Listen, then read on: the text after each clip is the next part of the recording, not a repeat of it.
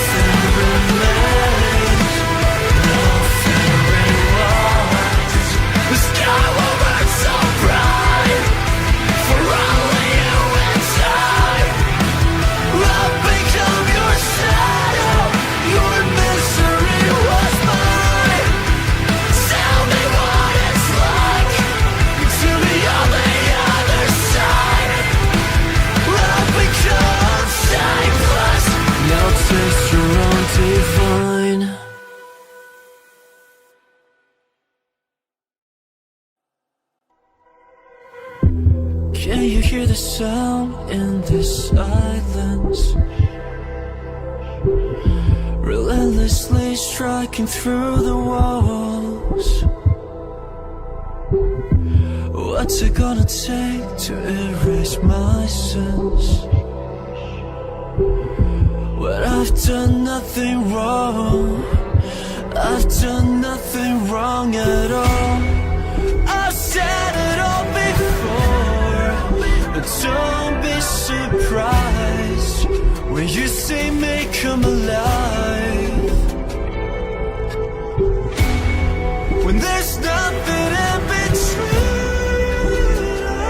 us. I wanna tell for a tell, I wanna die for a die.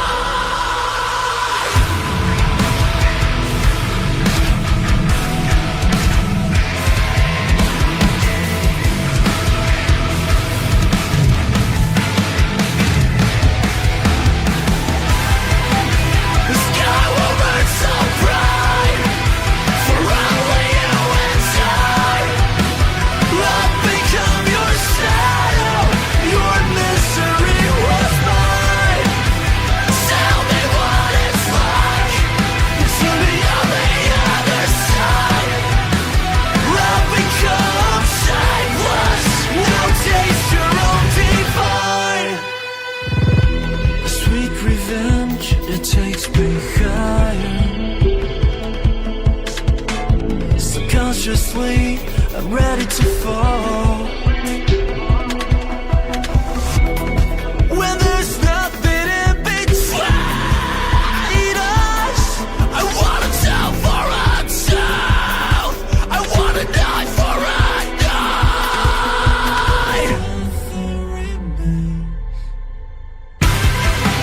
The sky will burn so bright for only you and I.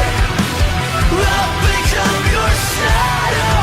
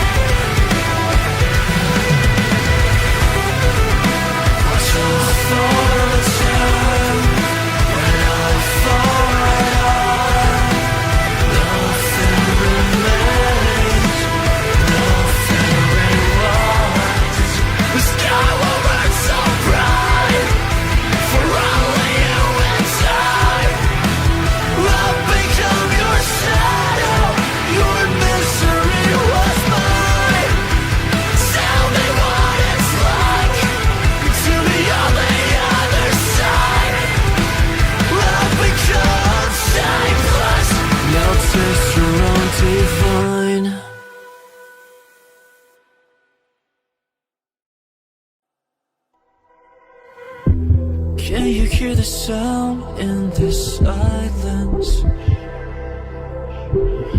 Relentlessly striking through the walls. What's it gonna take to erase my sins? When I've done nothing wrong, I've done nothing wrong at all. I've said it all before, but don't be surprised when you say may come alive. When there's nothing in between us, I wanna tell for myself, I wanna die for a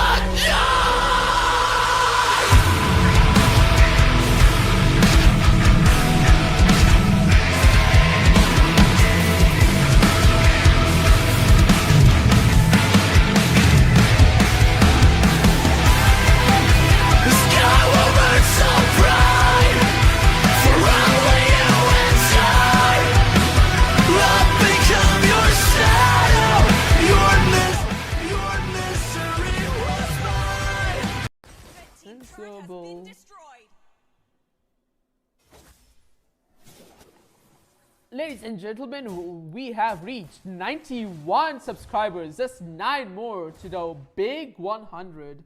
Thank you so much for liking and subscribing to the stream. We are seeing, oh, just a suffocating performance by Dozen Dimes here. Wait, oh wow, 3-man ult by Marcel there. We are seeing the Chang'e ultimate just in time. What is this? What a perfect ultimate. A perfect engage by Marcel and Chang'e. That is another triple kill. Is that a maniac? No, it is not, but it might be if they keep going for this. Yuzong is going in.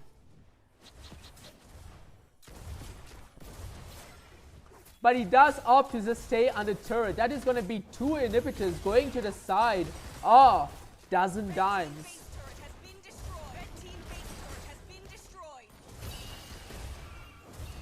What a performance by this Marcel so far.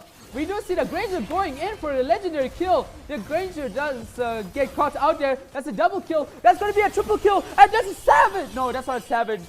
That is 2 maniacs in 1 game by Ainoob.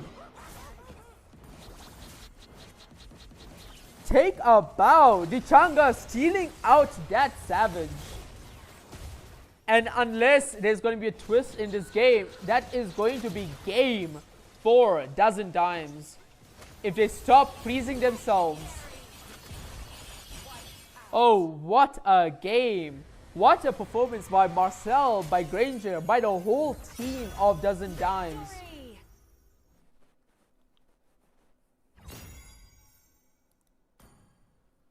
Absolute domineering performance there. And again, folks, because the Chang'e picked up that Skypiercer, the Granger could not get the first savage of the regional qualifiers. So everyone can go blame Nairobi. Nairobi the person, not Nairobi the city. But wow, fantastic game. Like, if you ask me which team done better between Dozen Dimes and Tribe from last game, I'm gonna have a very difficult time choosing that. Ooh. But again, folks, this is a round-robin tournament, so we will see the side of Dozen Dimes go against Tribe eventually in the tournament. But that is in the future. For now, we are going to be waiting for Tribe versus Crimson Knights. And until that game is set up, we will see you soon, so do not go anywhere. Can you hear the sound in this silence? Relentlessly striking through the walls. What's it gonna take to erase my sins? When I've done nothing wrong, I've done nothing wrong at all. I've said it all before, but don't be surprised when you say may come alive. When there's no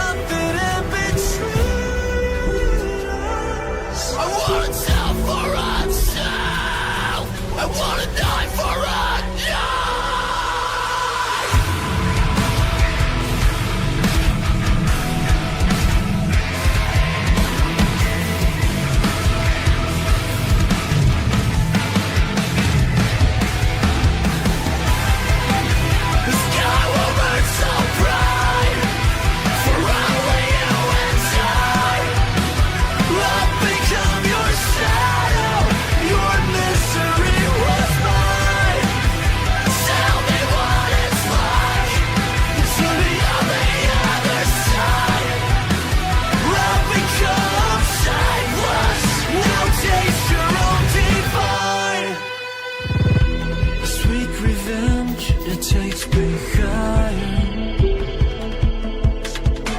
Subconsciously, I'm ready to fall.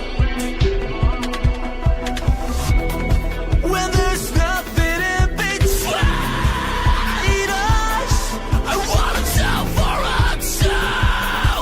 I wanna die for a die. Nothing remains. The sky will burn so bright for only you and I. I'll become your shadow. Your misery was mine. Tell me what it's like to be on the other side. I'll become shapeless. Now taste your own divine. We'll take it back once more. And I for and I.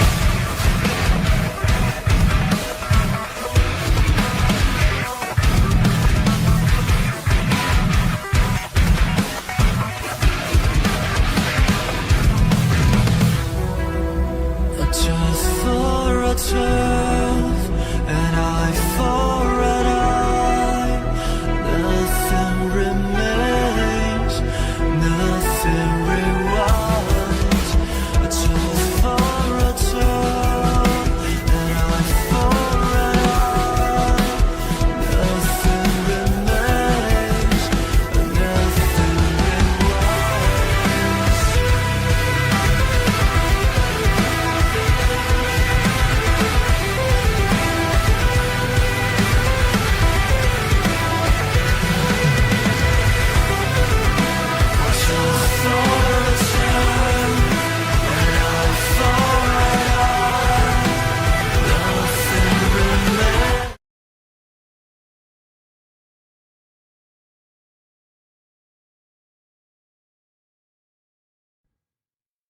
Good evening, everyone. I hope you're all well. Today we are here for a very special match. Blaze Warriors have been disqualified against Rinabjutu for not having their full roster. They only had an ineligible player and therefore have been disqualified, which means that Rinabjutu are going to get the 3 points that is needed for them to qualify. They probably have one more game left in their group, but Blaze Warriors are removed from the entire tournament itself. So that is the situation. And then here we are for an exhibition match, which is just some mods in the chat. So if there are people that want to join the game, want to join the lobby, you're more than welcome to come. We're gonna post this is one game, obviously. We're gonna post the ID of the person you need to follow. Hopefully Kai doesn't. I mean, there's only like 14 people here today, like early, so it's fine. So Kai won't get a lot of spam people. Do you think people can hack your account, Kai? He's silent, so he's worried about that possibility happening. But that's not going to happen. I'm going to send you guys the ID. You can follow that and then come join us in the lobby for Whose a fun ID? game. My ID? Yeah, give them the ID. Okay. Yeah, they can come join. And then who is here? Celeste, why did Yoshi leave? And what is going on? Let me see. I don't know. He'll probably be back. I'm inviting. I Alright, don't even know if Hey. it's Yoshi. I'll find out. that is Does anyone okay. here know if what Yoshi's in-game name is? Celeste or something. Oh yeah, I have him added. Okay, then Oh, that's he's him. back. Then that's him. Oh, Leah's also here. Hi, Leah. How you doing? Hi, I'm doing good. How about you guys? We're doing good. We I'm just good. when a team starts with the DQ, it messes up the whole schedule, you know. Because now we're just scrambling for a match. But at 8 o'clock, we're ready for some action. BG versus Evokers is coming in. It starts at 8, so starting at the normal time. Mhm. Yeah. I'm Kai, ready just to add match anyone. this one person. Okay, Defined wants to be added. Add them, and then we can start and have an exhibition match. And then we're starting. I'm seeing the votes already in. 18 people think that the mods are going to win this game, which is very funny. I wonder if the Wow, mods voted okay. for this. Should I read my ID out for the people? Add anyone? No, it's okay. The lobby's getting full anyways. Catnap is here. We're just Okay. going to add whoever's online. It's nothing hectic. Defiant wants to come though. He wants to come, so add him. Do you have him as a friend? He followed me and unfollowed me, so Damn, he unfollowed you. Damn, okay. I don't know what happened he there. followed me like right now. He followed me and then unfollowed me. He followed me again now. Okay. Okay, he was deciding whether or not he actually wants you to have you as a friend, but he will ultimately unfollow him after. landed on that idea. As we see that Catnap is here, Defiant is gonna come here. Does he want to play for the Mars team or does he want to play for the chat team? Let's find It out. doesn't matter. Play like pros. Hello, Chat. Defiant. Okay. Catnap is here. EFSO is here as a. Let me see who. Tuki needs to go to the chat. He needs to go to the chat then, so we can see how Okay. this team does. There we go. So Define it. Can you even hear me? Cat. Why did Catnap? Catnap went to the what it says mods. Define it. Go to mods. All right then. Don't worry guys. The match is still gonna be coming. The one at 8 o'clock. That is still gonna be happening. Both teams know what's happening, so we're gonna be good to go for that game. It's just slightly earlier. So Suki, Should you're I gonna be find jungling, someone right? to invite? Yeah. Should I find someone to invite? Yeah, if you got anyone that wants to play, they can. Even Swingling Yeah, can also play. it's full. It's full. It's full. All right, Yeah, chat yeah. is here. Okay. Okay, so who's playing away and then? It does not matter. Let's go. So you guys, I would let me see who's here with me. Let me see. I got Tsuki here. Do you guys? Okay, I mean, do you? How is this gonna work? You guys gonna be here and play? That's not gonna work. Yes. Yes. Bro, it's just for the vibe. Just for the vibes. Okay, Yeah, cool. man. All right, Let's then see how it now goes. the game Let's is see how it about to goes. start. We've got no one else in the lobby, right? Just me and Kai. Okay, we are good to go then. Mhm. I am gonna press start. You guys, I won't give you a special map. There's not a special, it's just a random game, anyways. So you guys are gonna Enjoy. go. Good luck with the game. And oh, I did see another person was trying to join you. Okay, so the mods are starting off with the ban. It is Rosa. So what we can do is Rosa is gonna ban a hero and then tell us why she banned out that hero. So that's that's what we're doing now. So Rosa, what are you banning and why are you banning it? Welcome to the I'm greatest banning night Harley show of all because Angela time. told me to ban Harley. Okay, they banned Harley because they told her to ban Harley. Fight. Fight for the Your ultimate team answer. is banning. They were Wait, gonna so see the the chat next can ban hear me from right now? Andile. Suki, did you ban Hilda? No, it's me. No, that was not me. It was me. Why? Yeah, tell us. I just hate Harley her. because- I just hate her, and I also cosplay her. So yeah. Mm-hmm. PTSD. She's also very okay. quick. She's also very quick. The ability to speed up can mess up my combo with the character. I don't know if you can see the character I'm trying to choose here. No, we can't. I think we can Okay. guess what I'm going Different to ban. perspectives Your expose the team same is truth. banning. A Mincito? Why?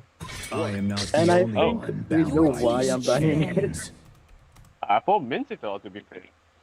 Nah, Mincito is easy to counter, can't lie. No one of my teammates is playing him. Fair point. And Teddy coming out with the next ban for his team. What is he gonna ban out? He's got a few options. The interesting thing is that no one really knows who plays what they play. They just here for the vibe. So let's find out how He's that goes. And Teddy can't tell us why he's picking this, but he bans out the Grok. Your team is banning. he's on Discord. Okay. He's just muted. Wait, by the way, the chat can hear me, right? Hope will Yeah. find a way. Yeah, they can hear you. Okay, They good can hear you. evening, chat. Team is Good forlorn. evening, chat. The chat says hi back. Let me You guys on protect team you, mods. my So lord which and team are you guys master. on? You in team chat. So you're losing on the vote. So you gotta step it All up a will bit. kneel before Oh, And my blue. you will Amazing. see. You will see. I got my main hero, baby. We might be having three junglers on our team, so that might be an issue. Let me switch to Petrifier real quick. We might be having. Wait, is it? Some people from the opponent team also in the call. They can hear us as well. Yeah, but it's fine. can. It's Who actually is from the Okay, opponent's team? Yeah, you guys are. There's 2 people from the opponent team and 2 people from the mod team. So you guys can. protect it till my last Freya. team Ooh, is okay. picking. Those are Oh some man, I interesting wanted picks. the This is a Freya game ban. for I wanted the guys, Freya like, ban. Not gonna you lie, I wanted the Freya ban. Only one game. Yes, this is only one game derby. It is an exhibition match. I'm on goal, bro. We don't know. Yes. Is Celeste on the call? Can he hear me? Oh, he's still here. He's here. Okay. Go mid, I guess. Experience the Your euphony of team is suffering. Wait, banned. let's Go go high to mid.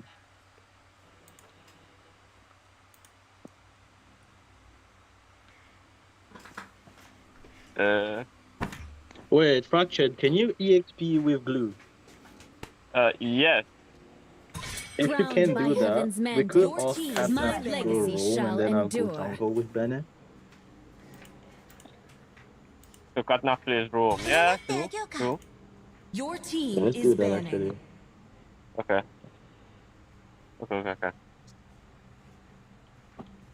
So I'll be facing a Freya. Okay, I don't mind that. Yeah, because you're playing Selena. Selena can be played on roam. The Immortal One chose me to vanquish the team is shadows banning. that plague Yeah, this actually, it might world. be a Freya jungle. I'm telling looking at it. Also, where did Nigel go? Oh, I'm here. Oh, yeah? I'm just letting you guys discuss the draft out. Players here. Is that We are Entity? not No, discussing Entity is here. anything, man. He's just muted. You know, I was gonna say. Man, we are not discussing anything. Now, I was gonna say I wouldn't all know over what the place. Entity sounds like, but I realized he's on a stream on Kumar's channel at some point. During the Madagascar tournament, he cast it in person. So if you guys are just He just joining, we're doesn't just wanna doing speak to one us. game, chat versus mods. Mods is on the blue side, now on the red side, and then wait. May the blood Mods of my are on the enemies red flow blue to my side, and then you guys get the gist right. You guys get the Mods idea. are on the Team blue is side, picking. chats are on the red side. Yeah, exactly what On Kai my said. screen, I'm on the blue I side. did. Yeah, on your screen you're on the blue side, but Oh yeah. Oh wait, yeah. I'm always going to be on the blue side on my screen. Yeah, that's exactly how it is. that's normal. Wait, Yo, Suki, these am I guys should be roaming or am I and they- EXP? noise for yours I think you're on EXP. Catnap will go roam.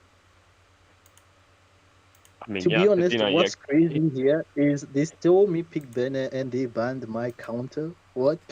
What is this? Mintico. I mean, I don't know. No, because it's going to be me on the EXP. I think they know it's going to be me. They can hear us. They can hear us. Actually. Oh yeah, they can hear us. Oh my days. You're in. Oh, we got an Archie, imposter this in is the call. Payback. Your Alright, team okay. is picking.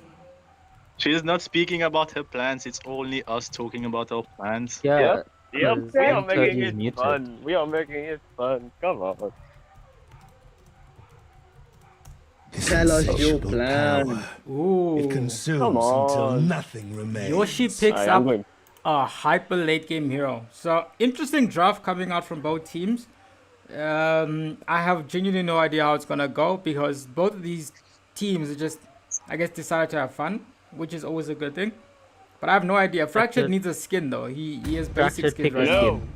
No. Next time No. I will not tell you to go down. Pick a skin. Listen, No. pick a No. skin. No.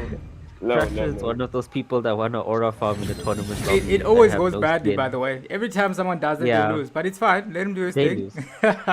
Let's find It's out really how the funny. game goes. It's really We funny. shall see. We shall see. We shall see. We shall see. So mod versus If chat. I- Chat is 32% of the votes. Okay, that is certainly very new. Man, It's you're just just proof stressing that me they out love their now. mods. You're just stressing me out now. Also, it might be the mods This who is voted. very stressful.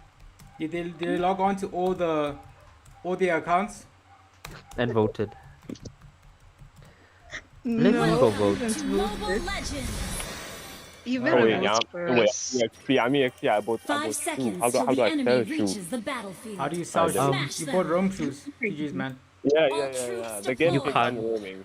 You need gold. Okay, we're gonna start off by looking at Andile, who's already started the game. By looking at this farm process, what we're gonna do is We were supposed to have bring up due to play, but they're not playing. But we're still gonna have an overlay that says, let's go with this one. It's much more appropriate. Let's go with Xenos versus Team 7. Neither of them are playing right now, so let's go. So you guys are now able to see Andile playing for Team Xenos because that's what he played for yesterday. But I'm gonna give you guys a bit of rotation around the map here, letting you know what is happening. As I see Faster Classified wants to make a top lane gank, but nothing comes out of that. That I believe is he's the Malawian mod. So I'll give you guys context for all the mods now. So right now we've got the Malawian mod, and Entered is the Madagascar mod, goes in, tries to reset the buff, and might have slightly overextended, but he's still doing fine right now. As you look in the bottom lane, it looks like Defiant in trouble against Swan from Aurora, who is a part of Team Chat. Cat goes in, but briefly slips out of that. Andil is just staring at his boss right now. He's trying to figure out how he's going to dominate this game. How are the mods going to assert their dominance in this exhibition match? Why are you not here? You are not here because you weren't here when the teams were being made. But in the top lane, I see a gank happening. N30 seems to be in trouble, forced to use the flicker. Selena has marked him for death. It slightly goes in, but he's going to be able to make it out alive. Classified goes into it. He goes into that exchange. Suki goes into the backline, tries to get someone, dashes in there, but he might just have slightly overextended as, he makes it out on 0 HP, and N30 is the first blood of this game. As it looks like Andile wants to go in, but doesn't have his Vicarious Descent, and a flicker was committed by Swang. What a kill from Swang. Actually, he might just actually die. He goes straight down to Classified as Andile finally has his Vicarious Descent, goes in, Catnam uses the flicker, but it's not going to be enough to get out that exchange as Selexios, that's going to be Yoshi. Yoshi is also part of Team Mod, but for the vibes, he decided to go play for the Chat. So yeah, guys, interesting game so far, and it looks like the mods might just win this game. I'm seeing a message from, tell me why wasn't I notified for the exhibition match? I don't know. I messaged you last time you were busy. I just thought you were a busy guy, so you couldn't you couldn't come. But next time we need players for an exhibition match. I always tag you, man. But this time around we just didn't have a lot of time, so you can play for Team Chat next time again. And as we are back around, as we see that Swing Lin is in trouble, but he does have backup. Well, Catnip is available right there. Goes in. Classified in trouble, but it seems to make it out alive, and we see Entity has tried to come and save his team here. And no, it isn't Team 7 playing again, it's just the overlay that is there. They go in, they kill Swing, and it looks like Team Mods are... Yoshi comes here to try and rescue his team. Sanguine's forward onto 2 people. Forced dash out from Defiant and then Classified, as it seems like the side of Entity just might need to reset. Glue in the meantime, he's just farming, he's just vibing around in the mid lane, waiting for some of his creeps to come around. But those two members are very low right now. Defiant and Entity, very, very low. But the next victim might just be the blue buff here. Does he get it? He missed the retribution. Andile still is fine. He goes straight for Celestial, wants to get the kill, manages to secure the kill on to Tsuki's teammate. Tsuki is dashing out of there. Faster could miss the ultimate. Is not going to be able to get out of that exchange. Any kill rather. Tsuki wants to protect his team's farm here.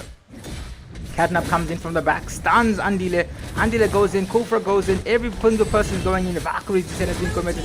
Vacates in takeout, and Tsuki manages to secure another kill for his team, as it seems like both of these teams are on 4 kills right now. So they are both bringing the heat in this fun exhibition match. I'm having fun. I hope you guys see. I'm seeing a 1v1 in the top lane. Defiant versus Swing. Who's going to win this 1v1 battle, as Harith is still trying to go in here, but Granger might just have the edge. Does he have the Sky Piercer?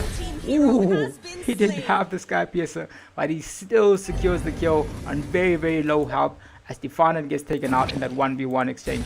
Now I'm looking back into the bottom lane. It seems like Rosalie is doing a 3v1. I'm not sure what money she owes them, but they're all here trying to take her down, and it seems that they've turned their attention back to the turtle, but there's still 4 people down here in this bottom lane turret, as it looks like Andile is ready. He does have the Valkyrie's Descent, does have the retribution, but sadly he's not going to be able to commit it, as he gets taken out, and they're still fighting, they're still brawling. Look at the damage coming in. Freya gets taken out. It looks like Rosalie wants to return the favor for her team, but she's waiting a bit longer. Now she's going to be facing Fractured, so she takes the long way into her turret, and now it's the mid lane's turn to try and defend this.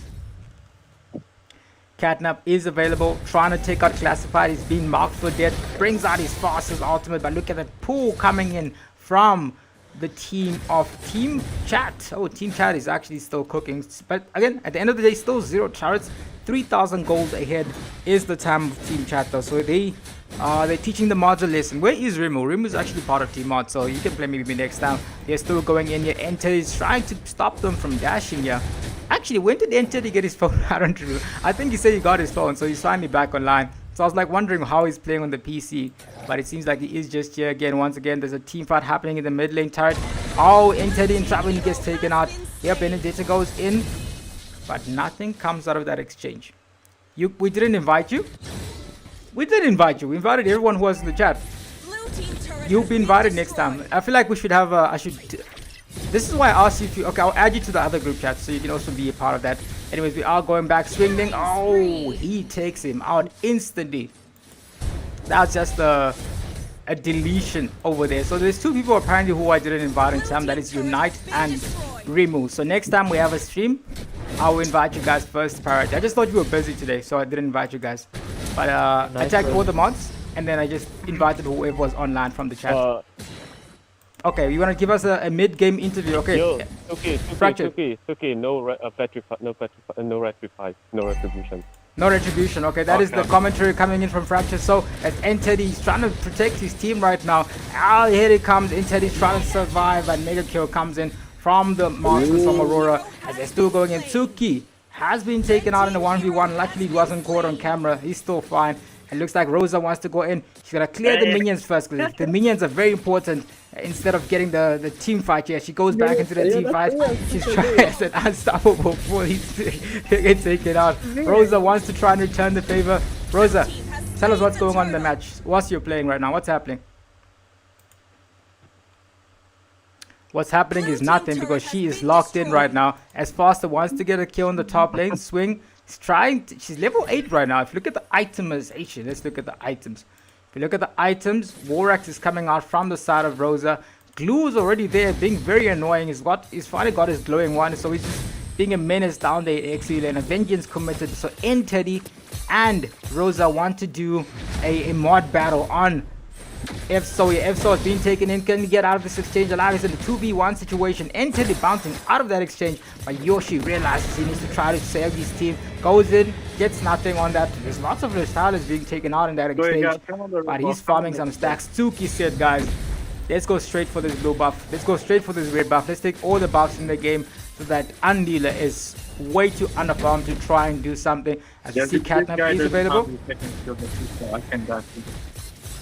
Teddy, they're trying to go in. Tsuki goes into the back line, but the red buff is still full, but they try to take him down. Rosa has finally got him in her claws at the killing spree coming in from the classified, as it seems like the side of Team Mods are still alive and kicking. Rosa's just waiting for more items, and she's going to start shredding them as her plan. But let's find out as we see Swing is back, comes on with the Granger ultimate in the middle. In the meantime, seeing that Teddy, they finally got one person classified. They've got Catnap. Are they going to send her back to the base? She seems to be still doing fine. Oh, what a pull. Rosa gets eliminated from that exchange as Glue goes in, and Glue is going to be the second double kill. So Rosa and Teddy being taken out of that exchange.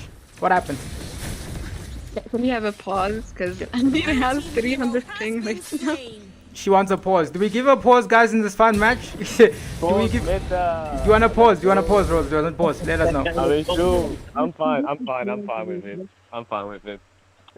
Okay. He is lagging. Who's lagging? Are you lagging? I could tell that Andy was lagging because he was moving crazy. So your jungler is lagging. Yes, he has 300 ping right now. Your jungler has 300 ping. It's just me on the glue, man. The skinless glue. It's just my aura. Okay, so what do we do now? Your jungler is lagging in an exhibition match that needs to finish in 3 minutes. What's the choice that we do here? I'm unpausing, so... Listen, Mods, Mods are gonna get their revenge. So Andy will probably come back right now. And we're gonna have another match once we have time. I believe in the ladies tournament you guys are gonna get another chance to do the opener match, so we're gonna do that still. So you guys are gonna get your revenge. I know Andile, why did he pick jungle, the most important role, and they start lagging? I don't know. I mean, I don't think he planned it, obviously, but here comes in Rosa with the damage. Glue jumps onto Rosa here. Fractured, so forced to disengage from that, Harith has decided it's time to try to win this game right now. Andile is lagging. Andile is offline actually, guys. I think Andile needs to get reported as a mod. He's offline. His team is suffering in a 4v5 situation. And what's happening? He's used his own AFK magic on himself right now, because now he's the one that's offline in this exhibition match. Just saying, I wouldn't blame you guys if you surrendered. No, Rosa doesn't want to surrender. They secure. Suki takes out Rosa in that exchange, but it still seems again. I mean, why would they surrender? They've got power, man. They are in this mood to try and win this game. They can still make the win happening. Okay, let's Rosa. Once you are, we're waiting for you to come back.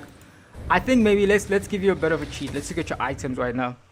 Your items look fine. Yeah. Maybe just win. That's the cheat we're gonna give you. Just win. They don't know we can see the items on the game. Let's go guys in the chat. Let's vote for team mods. Team mods needs more votes. They need your power so they can make a victory happen. Andile, let's look at him. He's level 10 and he's offline. Oh, that's what happened, guys. That's what happens. Let's go, guys. Oh, Team 7 is still being supported. Team 7 is not playing. Oh, Debbie, did you share the link thinking Team 7 is playing? They're not playing. I would have told you guys. Anyways, it's happening right now. As we still see that this team is happening in the top lane, though. In the meantime, Definer just finally managed to take a lane for his team, which is exactly what they were looking for. So now it is turned into a 4v5 situation for the mods, as they're still trying to figure out how they make a comeback happening here. First time to see Harith on Definer on Harith. Yes, that's certainly true. I haven't seen him play that hero, but I've seen another team fight happening. A bro happening in the bottom lane. Shutdown kill on classified. That's a legendary coming in. Rosa wants to 1v5 here. She is trying her best, but that's not going to be enough. She gets taken out as the base looks to be in trouble. It looks like Andile is still in base here. Andile, this is what you did for your team. The team is suffering. The team is dead. It looks like it is going to be the win for the chat. The mods will get their revenge in the next game.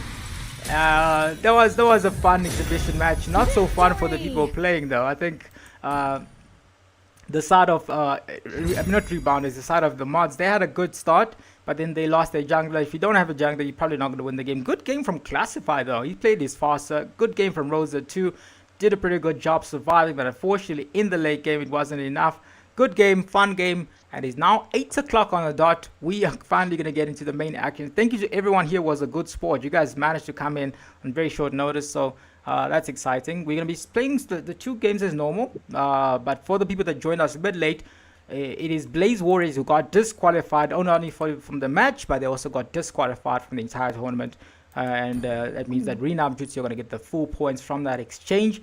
But we're going to be going into the next game, which is going to be Bang Gang versus another very exciting match, another very exciting team here from another country that is called Evokers, which is from Mauritius. So let's find out how it goes. Why are we tagging Zlan? That's the wrong match, Kai. That's the wrong match. That's the game after this. Nigel, the poll was supposed to end at 8, and it is 8 on the dot. So exactly, that's all I was saying. You guys nailed it. Kai, you tagged the wrong teams. Anyways, we're gonna be jumping in. Thank you guys for joining us for that match. We're gonna be going into the next match, which is going to be Bang Gang versus Evokers, Mauritians versus Madagascars. Let's find out how they do in this match. I am very excited. Hopefully, you guys can get more action in when we are back from the break. I see that both of these teams are already online. I see Birdie's online, so CC is online. So that means this team is ready for some action, for some heat. Once again, thank you to all the mods. Rosa, do you want to say something before we leave? Do you want to say bye? I think she's gone. She's gone already. She's going to say bye in the chat, man. But anyways, guys, we're going to jump into the second game in a bit. We'll see you guys all in 5. I think 3 minutes is a bit more accurate. 3 minutes, we're going to be starting with Bang Gang versus Evokers. Cheers. Frank did. Look at this. The Gushin goes back in. We do see the Gushin. That's trying to get a kill on the Clint, and he does get it. That's unstoppable. Higher ults into nothing there. That is another unstoppable for the Forza, and this should be the freest load to ever be for the side of Crimson Knights. we are getting to the stage of the game where the late game, mid game to late game power spike is hitting hard for Crimson Knights.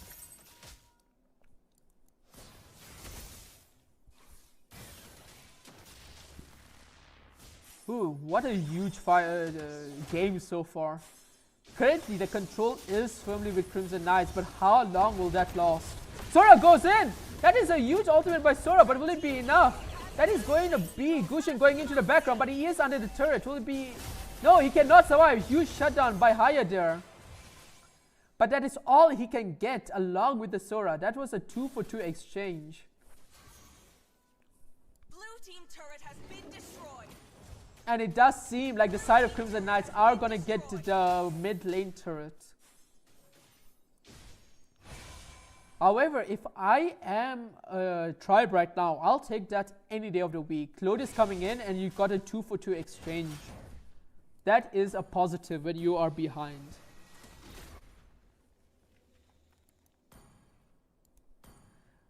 And it's also a wasted load. The side of Crimson Knights not being able to do much with this load here.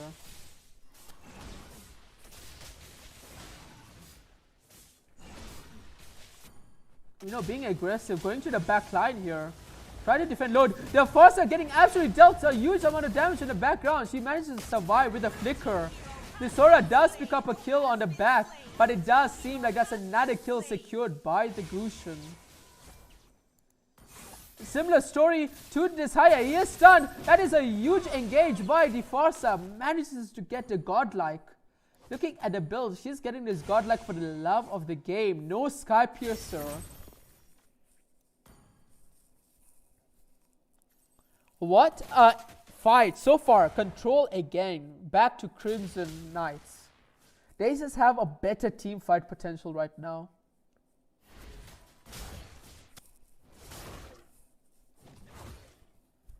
Oof. Yeah, with a Moscow being fed right now, not fed, but just getting to the late game stage, it's going to be difficult for the side of Tribe to make a comeback. But they do have the Lunox, and Lunox is terrifying late game, folks. Looking at the builds, there's 3 Sky Piercer stat not working out well for Tribe. There's 0 stacks on Sky Piercer for Lunox at the moment.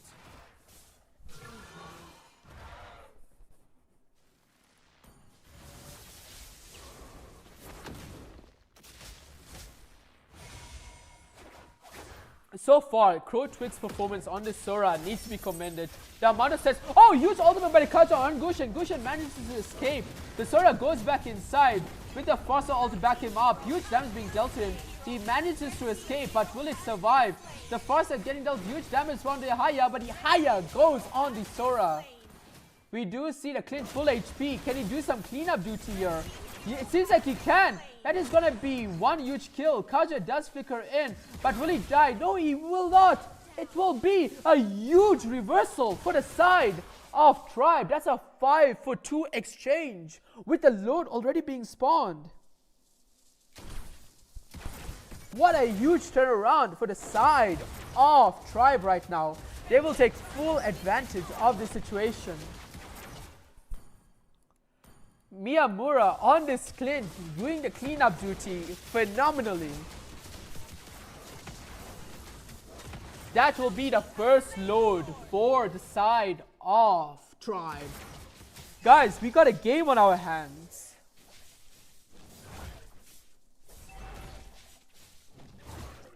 Because of that huge team fight, we see that Tribe in fact have the gold lead right now by almost 2k.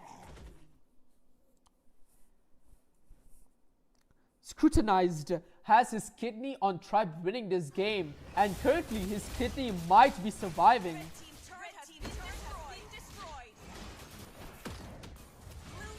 Ooh, huge engage there by the Gushin getting the Haya.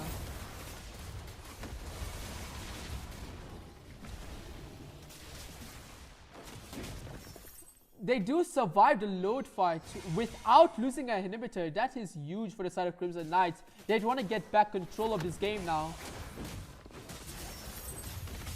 And considering it's a 4v5, it's a perfect opportunity too.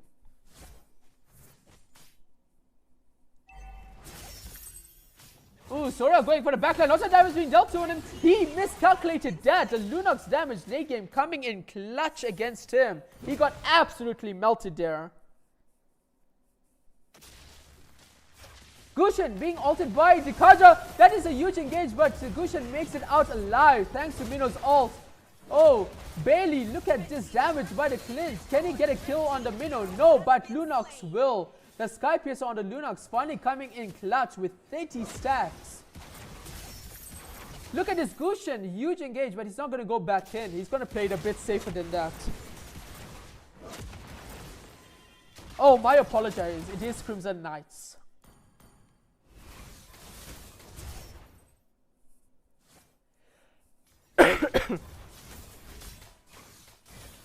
Wow, what a back and forth game. Every time I think that Tribe have the advantage, Crimson Knights do something incredible and vice versa.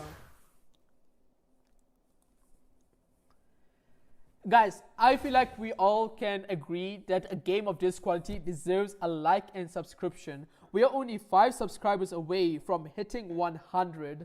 So please give us a sub. Oh no, it seems like... no, he will survive. The Kaja is not gonna ult Sora. Oh no, no, but he does ult the Sora. Sora, huge damage. That's a mega kill for the Clint. The Moscow does ult. Will he come back here? He does, but he just escapes immediately. Ooh, finally we are seeing the Sora not able to tank the Lunox and Clint there. Looking at his build, it's just, ooh, he's going basically semi-tank and still can't do anything here.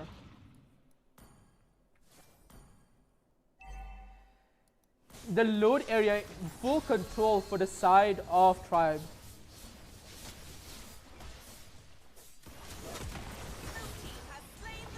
That is another huge load for a Tribe right now. They're going to be hoping to get a few inhibitors with this.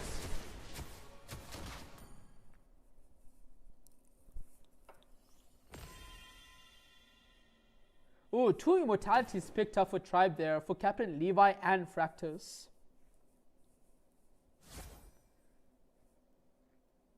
And that's a great Dragon Spear, if I remember correctly, picked up by Miyamura.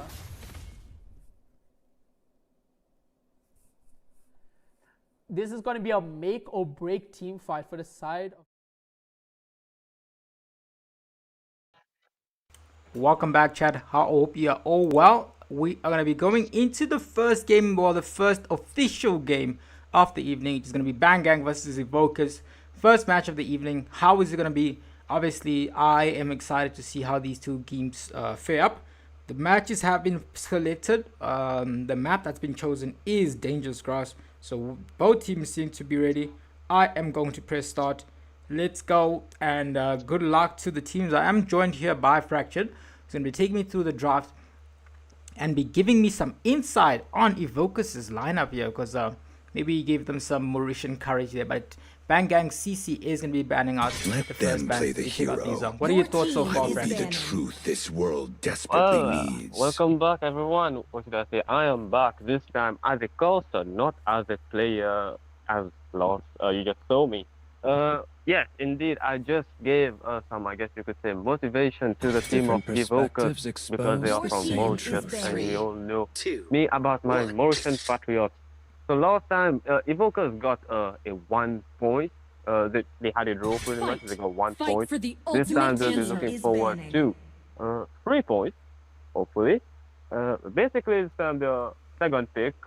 However, I am very confident in them.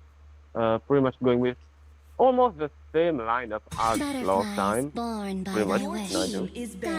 Alright, that's going to be exciting to see. They take out the Zushin and the Masol, which is something that Bangang is sometimes usually comfortable going on. So those are some understandable picks as well from their team. Metro is going to be the one that's banning out the next hero. Granger is still on the map, but they take out the Freya. So Evokers do have the opportunity. They do have a win and a loss in this tournament.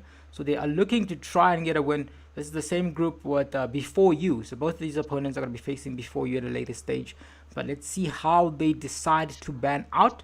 The next ban is coming from the side of Anvi. Anvi is back. Last time he didn't play, I believe he was on the bench or he wasn't available, whatever the situation is.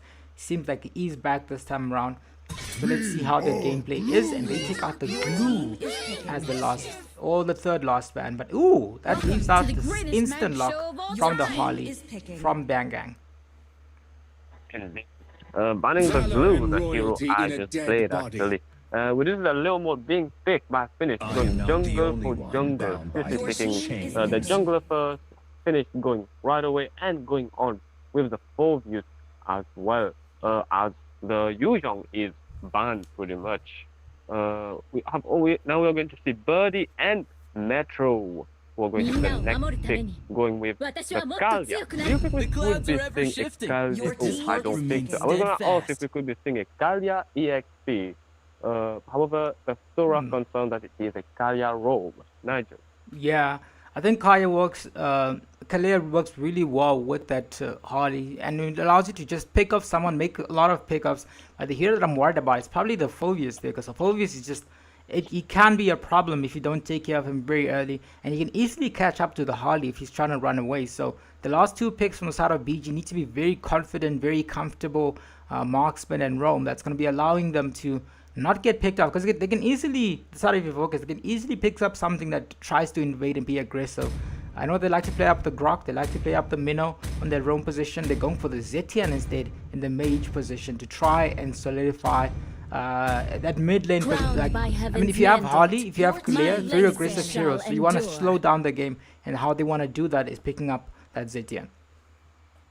Indeed, and we might also be seeing potentially a Melissa to counter that. You did mention the marksman and you did say roam. Yes, I think we could be seeing a Melissa to counter the Sora and the Kalia from the side of Evokers, I think. However, we do begin this second phase of the ban from the side of Evokers. Aizen is going to be the one banning.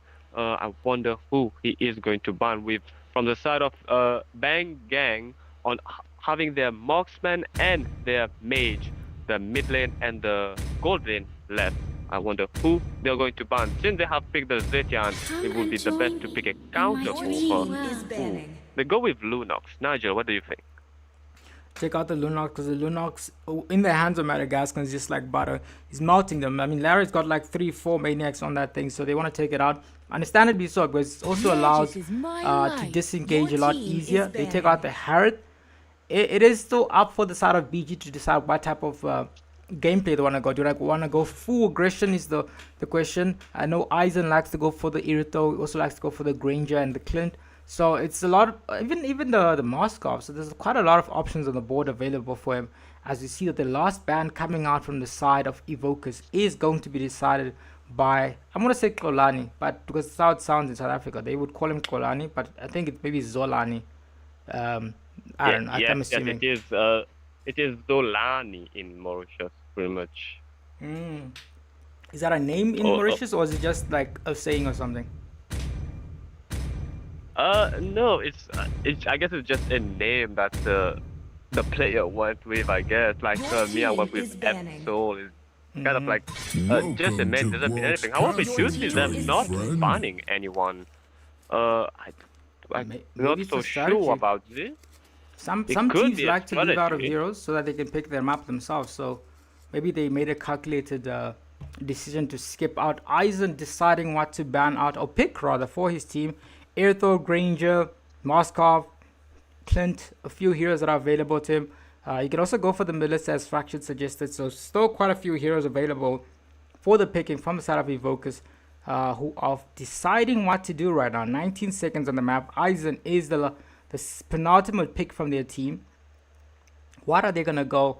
I'm seeing the timer go slowly down here. Maybe they're trying to slow down the draft. Maybe that is what's happening. But here comes the Moskov, which I understand is going to be in the gold lane position. I mean, you know what's funny, Fraction? There was a season where you could go marksman jungle. That was my favorite season. You could go carry jungle. You could go, not later though, carry, Claude to an extent. Granger was pretty good. YSS was okay. Quite a few marksmen were actually able to be played in that. I'm seeing a marksman coming in from the side of BG, and it's a Mia. which is okay. There we go. I was getting a bit worried now. I mean, to be fair, we still do kind of see the granular jungle quite a bit, don't we? We do, but it's not as great as it used to be, man. Indeed, I guess you really want your jungle to be effective in the late game, don't you? So why not pick the strongest late gamers, marksman? Certainly, the carry comes out from the side of Bang Gang. I see Notvia asking, after Bang Gang versus Evokers, who's next? It is going to be Gascom Esports versus the opponents for the evening, who are going to be Bottle of Water from South Africa. So that's going to be an exciting bang of a match. Let's find out how it goes in a few. So yeah, two Madagascar teams are going to be showing some action right now. Mauritius, not as much. I mean, you're asking about the Mauritius team. There's this one too. This is a Mauritian team, so they are there. Even Tsuki is Mauritian. So how much? Maybe you guys need you have enough players to have at least 5 teams, in my opinion. But you all prefer to play on other teams, so that's usually how it goes. Yeah. Yeah, it kind of went like this, man. I kind of fell into the South African team. However, I will say I do not regret a single bit of it. I like my team as is, and I will change it for nothing. However, now I'm learning that Suki is Mauritian. Maybe this is why we won. You put 2 Mauritian in a team, of course we are going to win. That might just be the case, so we're gonna find out. Tsuki is also playing for South African team. So funny, man. Anyways, but that's how it is. All the teams that didn't have a lot of teams, a lot of players in their teams, they were just allowed to just play there. So maybe next time we might have a bigger tournament. But I believe there's a lot more chances around. I think we are gonna finalize something with the Mauritian partners, so there will be a lot more opportunities for Mauritian teams to get settled and play a lot more active. I want to see a lot more activity. Remember MCF was a thing. There's quite a few Mauritius teams back in the day. Just fizzled out. We'll see how it goes. But in this game, BG versus Evokers, exciting match. Let's find out how it goes for Fractured. Should we say them compadres? Home countrymen? Patriots. Okay, there it is. That's the word is going for. Leo mode already starting with the blue buff. Both junglers are starting off with their blue buff areas. So it's going to be a very early game centered game. Who gets the victory is what we're here to find out. As you see that Amvi's already there bringing that aggression. They've already cleared the mid lane wave here, so they're just keeping the pressure on, as it seems that Smurf is forced to go back into the turret. Harley's not going to be the fastest jungler that you can think of, because Leo's already done, going straight for the lethal. But in that return, I'm not so sure if they realize where Harley's going. But actually, they made the same play, because same mindset, because both of them are going to be engaging for that small creep. They do notice Harley is there, because that's exactly where they're going. They don't see Harley on the map. Harley's trying to farm up a bit. He does manage to take that in, but the Leo in return is going to be able to take down the lethal and another creep. Harley goes back into the backline, tries to dash out of this engage, but he might be out. Ooh, look how low he is. He's taking so much damage. They're still trying to force in here. The Zetian goes in. Ooh, that's going to be the first blood out on CC. Not going to be the type of start they're trying to go in, but they might be able to get something if they get a return kill coming in, and they take out the Zetian, which is a very important member, because he's just gotten the goal. Oh, they take out Arjun in the top lane too. I was trying to focus on the Leo here. Leo's still not level 4. Harley's still not level 4. But they still kills all around the map. So far, a good start for both teams, Fracture, don't you think? Indeed, very good start. A kill, 3 kills I should say, before the turtle itself, and 1 kill on the jungler of Bang Gang, and 2 kills on the marksman and mid lane of Evokers, and now as the turtle is spawning, due to the Phobius not being level 4 yet, and the Harley going in a bit, and as the turtle is spawned, we see both seeing the Gascom actually being the one who started, and as the Leo mode is joining, we do see the turtle is going to on low HP. Who's going to get the turtle? The Phantom still goes in and see the Leo mode who gets it. Okay, we do see the Sora going in, however the Zetan gets it. We do see also, ooh, the Gascom goes down in the early game. So does the Kalia. It seems like both teams are going at each other. They still not ended. We see the Smurf having to retreat on the very closely. We do see the Leo mode taking a bit of the form from the Harley as well. Ooh, we do see actually the Lonely overextending. Unfortunately, Smurf surviving on low HP wasn't the best decision ever. However, the game still goes on, Nigel. Certainly, man. I'm seeing it. There's going to be another stalemate in the top lane. Very good engages coming from the team. Slight overextension. I feel like he got excited seeing how low the Smurf was there, but he was just clearly a bait, and they managed to get another kill. Harley is available on the map, trying to still try to return some of his farm that's been taken from him. Leomord goes in with the Phantom Steeds. He's chasing down the Harley. BG goes in. AOG commits it. That's going to be on now one because Harley went back there. What a fantastic play from the Harley. He's playing this very safe because he knows doesn't have the damage. Kalia pulls someone in here with the Tsunami Slam, but the damage is, oh, he goes straight in to the very deadly reward manipulation from the mage. I mean, they managed to get a kill there. That's pretty good from the side of BG so far. Indeed, amazing plays by the Harley, by the way.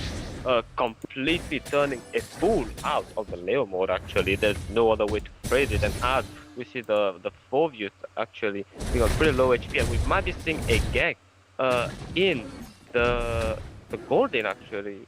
You see the team right there poking, kind of like poking a bit at each other. Not that much. However, as the second turtle is spawning, now as the second turtle is spawning, we just the Harley is right there taking his red buff. However, the Leo mode is on the opposite side of the match, but both teams already they are already poking at each other. The Gatos having taken a bit of damage, the Harley not wasting time starting the turtle, and now as Leo mode comes in, he puts in the Phantom Steed, the Sora goes in, gets the might put him out with those. No, he does manage to get back on it. The Kalia goes in. It seems like it's so hard to keep a fence. Okay, so Leopold does get the kill on the Kalia. However, the Carry gets one kill back, and the Harley also gets a kill on the Phobius. Both teams going at each other. The Moscow having to retreat, not being able to stay. And the turtle goes in the side of Bang Gang. The second turtle goes in the side of Bang Gang, having had free for one, I think. And now seems like Bang Gang have the early game advantage with a 2,000 gold lead so far, and we might be seeing a turret going down for the side of Evokers in that EXP lane. Unfortunately, the Phobius is not fast enough. Nigel. Certainly. Deadly Magic be covered around the Phobius, but he still has the damage left in him. Can he escape? Is the glitch? Oh, he's still dealing damage, but Sora manages to put a stop on that. It was almost like an onslaught coming, a repeat of one of our highest viewed clip where the Phobius wanted to do a 2v1 situation, but they just swiftly took him out in the top lane. I'm seeing a gang possibly coming on Birdie here. They want to take out Aizen, but Aizen is waiting for someone else to make a mistake around the map as the Leomord slowly goes towards the lethal position, tries to farm up a bit. If you look at the junglers, both of them is actually behind now. Despite the early game lead that they had, we saw that Evokers managed to steal some of his creeps. But it's only level 8 right now, and Harley is the one that's steamrolling, the one that's on fire. 3 members of the side of VGR in the top lane waiting for someone to make a mistake. And you see that the marksman is there trying to at least hide out here. He knows that there's danger, sensing the danger. He's not going to be able to get out of that exchange so far. It is to get out of his turret, but in his bottom lane, his mid lane, there's a 3v1 situation, and Sora seems to have survived that onslaught, but they might lose a lane in the top lane. Evokers manages to lose one. They haven't gotten the turret yet. They're looking to try and get a turret as Harley goes in with the Deadly Magic once again, but he's not able to stack up on those very crucial points that he needs to have on that Deadly Magic. 2 turrets to the side of BG as the next objective spawns in the next 14 seconds. Indeed, and we might be seeing a Skypiercer on the Sora who doesn't have a kill yet, and with this the Harley already there ready to get the third turtle to, I guess, tell them who has the best advantage of the game. This is the Phobius trying to be annoying to the Harley, trying to stop him from just getting the turtle all to himself. With this the Leomord getting in the Phantom still, however the Sora is there, the Gato jumps in with his the Yib is in. We see the Karu getting a kill on the Phobius. It seems like the Zetian goes down, the Gatot also goes down, the Karu is chasing the Leo mode, survives on low HP. It seems like it's going to be another turtle for the side of Bang Gang. The Moscow in his lane managing to get a turret, maybe even 2. Ooh, he doesn't risk it because he knows the team of Bang Gang is just right there. Ooh, good decision on his side. However, now the side of Evokers find themselves in a bit of a hard situation with all the turrets gone, the outer turrets gone. they find themselves in the defensive now, Nigel. Certainly, Sora goes in the game, just got to go in for the Leomord here. Doesn't have his Phantom Steed ready, but he might just enter, taken out. Moscow goes in with a Spear of Destruction. That's a shutdown kill on to the carry. They get 2 more kills from that exchange. So they take out 3 members, which is very crucial for their side, who was slightly getting more and more behind. BG might slightly have lost that lead. They're still leading in terms of turrets, but they want to try and protect on the mid lane. Smurf is here, does have the real world manipulation ready. He's going to commit it down in the mid lane. Oh, and we might be in a lot of trouble. Fear of the Phoenix used along with the AOG to get out of that exchange. Phobius is still in the thick of it here. He might just end up dying. Flicker committed, but he flickers into the turret and he gets eliminated by Smurf, who is still trying to protect that mid lane turret. And Andy also forced a recall here, but Finish is able to take down the mid lane. So both teams with very good trees all around the map. It seems like the side of Evokers are getting much better as the game progresses. They had a very rough start, but BG are still in this. It just seems that they're getting a lot less coordinated as they were in the early game.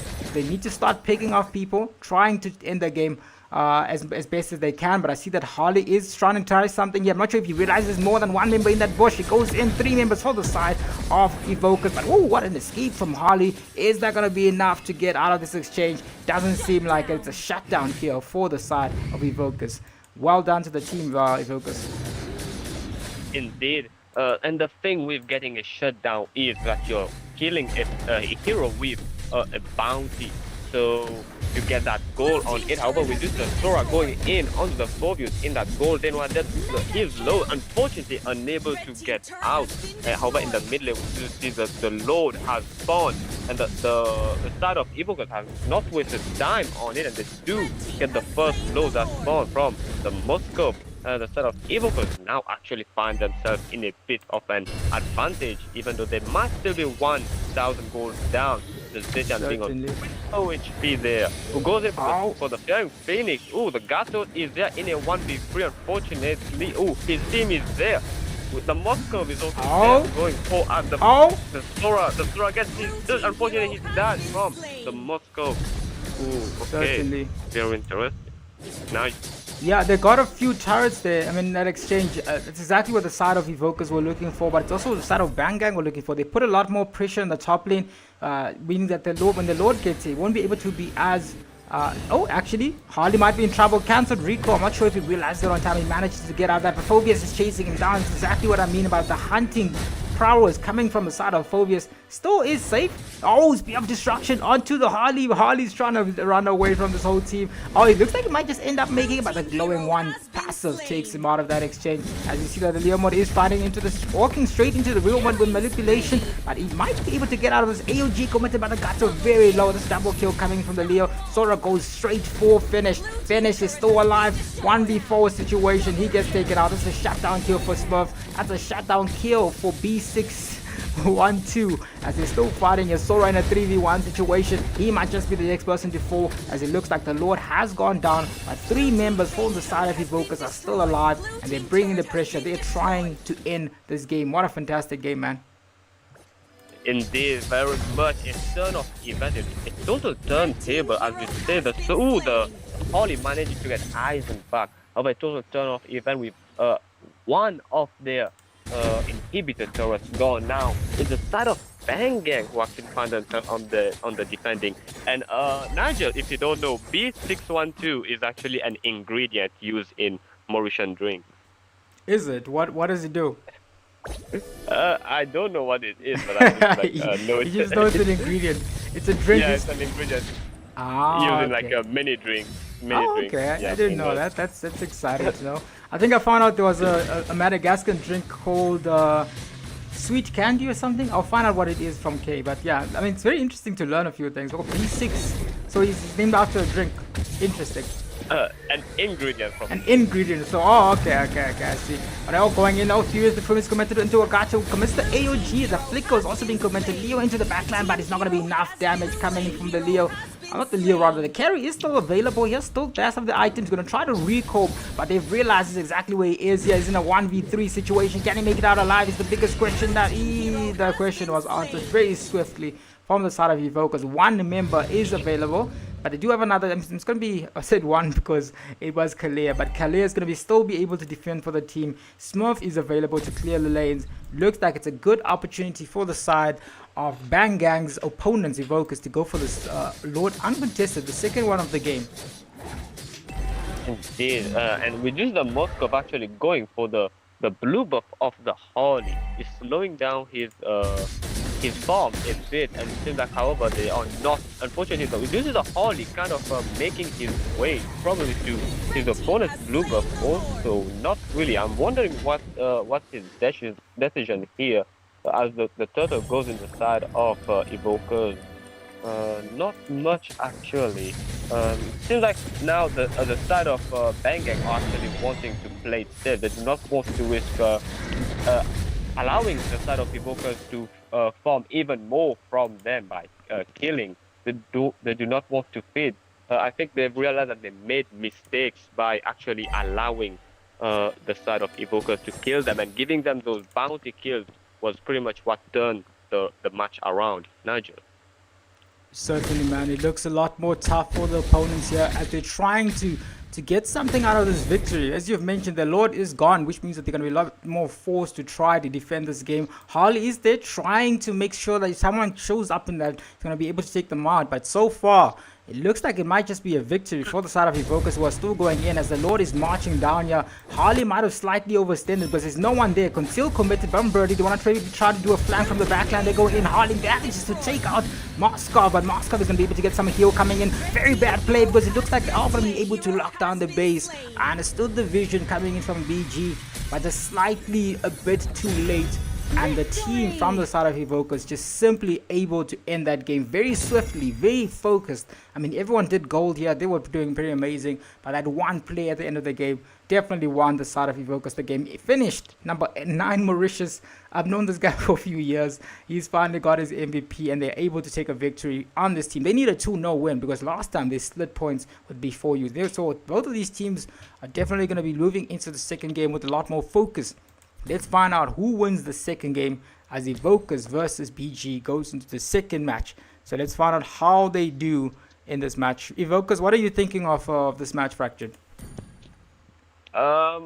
Honestly, amazing right now. Seeing them having at the beginning, you see them dying, and then you see them on the defending side. You're like, they're defending. However, they did still try, and then they succeeded in actually getting the win. Nigel?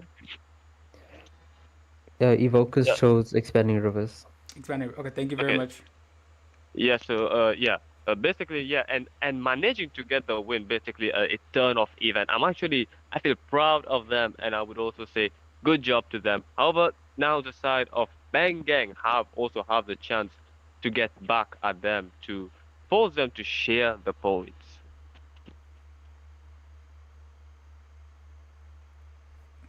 Certainly looks like this team is ready. Evokers are ready for the next game as we're going to press start. And let's find out how they win. They've chosen Expanding Rivers as their map.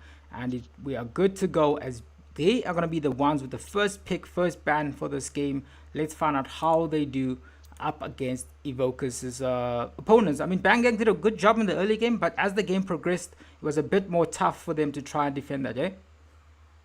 Indeed, and we actually seen a substitute made from the side of Bang Gang, Hallwin instead of Impulse. And as we begin this second, ban phase, we do see the side of Evokers going for that Yiv ban, the Yiv who actually did a lot of damage and a lot of crowd control, who was very crucial in getting the kills on the leaderboard many times. And on the side of Bang Gang, we do see the Yuzhong being locked in as a ban, I say, for the side of Evokers. Every time I see Evokers play, Yuzhong is banned. I guess Aizen, I think, is the one who... Zolani, I'm pretty sure, is the EXP. I guess he must be really good. Yuzhong, Nigel. Certainly, it's going to be a bit of a problem for them to try and deal with that.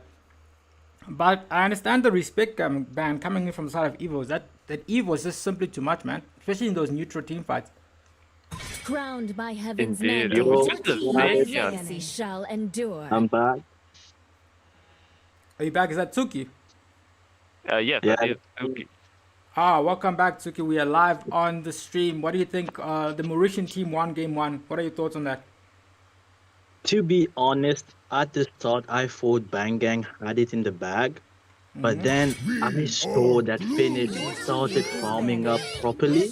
And once he got his items, he was able to tank the damage and heal up properly in the team fights, making a big difference. Your team is picking. Certain that is exactly what happened in the game. They were trying to pick off people, but it was a lot more difficult than expected because Evo was just sticking together, so it was difficult to pick them off. But they do have an opportunity to make a comeback here. As I see a very interesting hero here, Leo mode back again on the map, so they have a lot of opportunity to try and counter this hero. Let's see how they respond to this though. Yeah, and I do not think we could be seeing a Harley again. We could also not be seeing a Harley again. The Harley is free.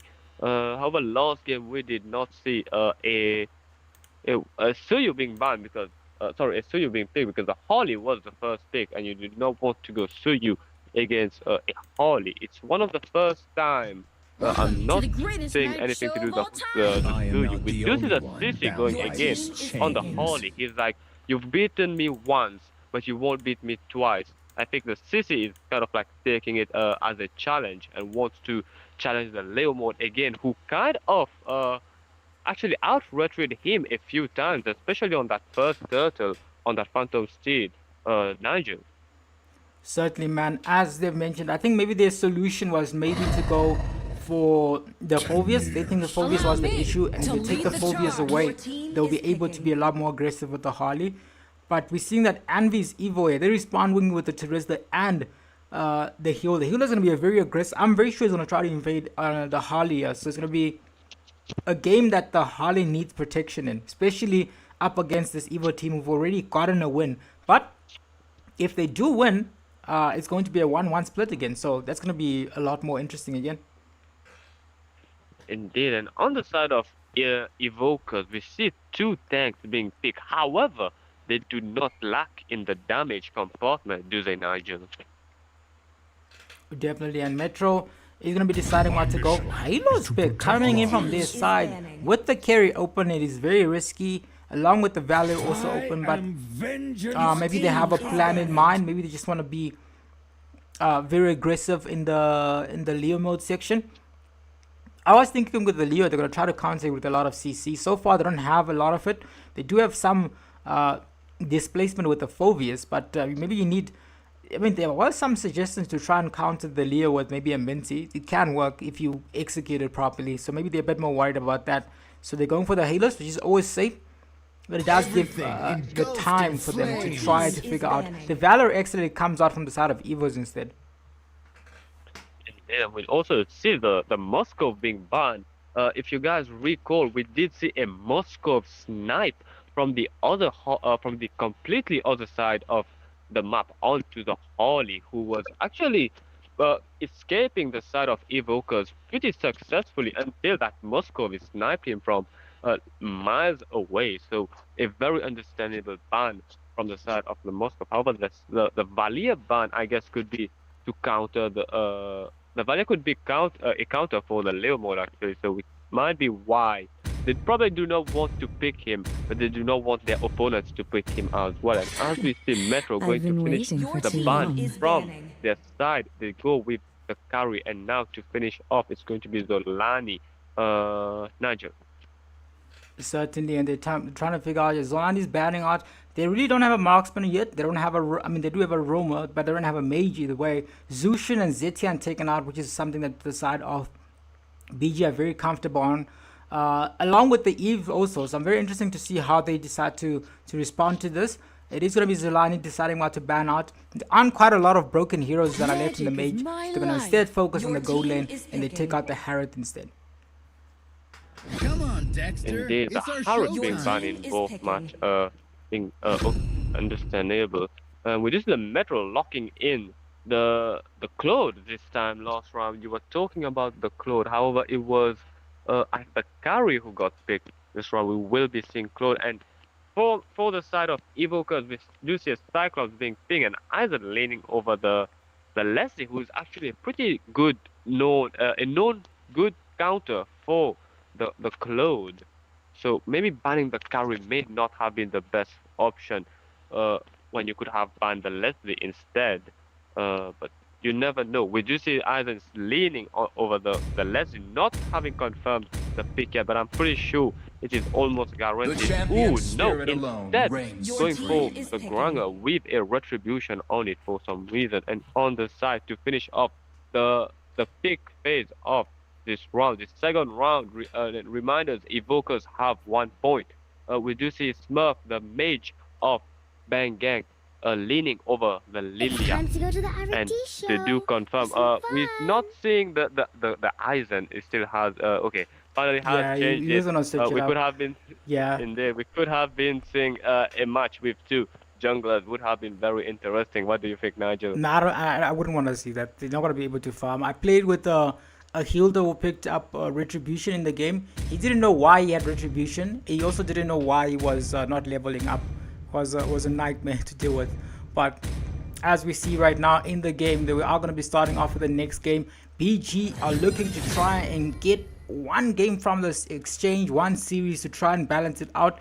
I believe PG are also in a position to not lose any points, so they want to try and be as aggressive as possible, try to get some of these wins. Harwins and Metro are ready to try and win those XP lane battles and gold lane battles, but Evo, they definitely have the 2 set required to win this. I'm not so sure about the Harley.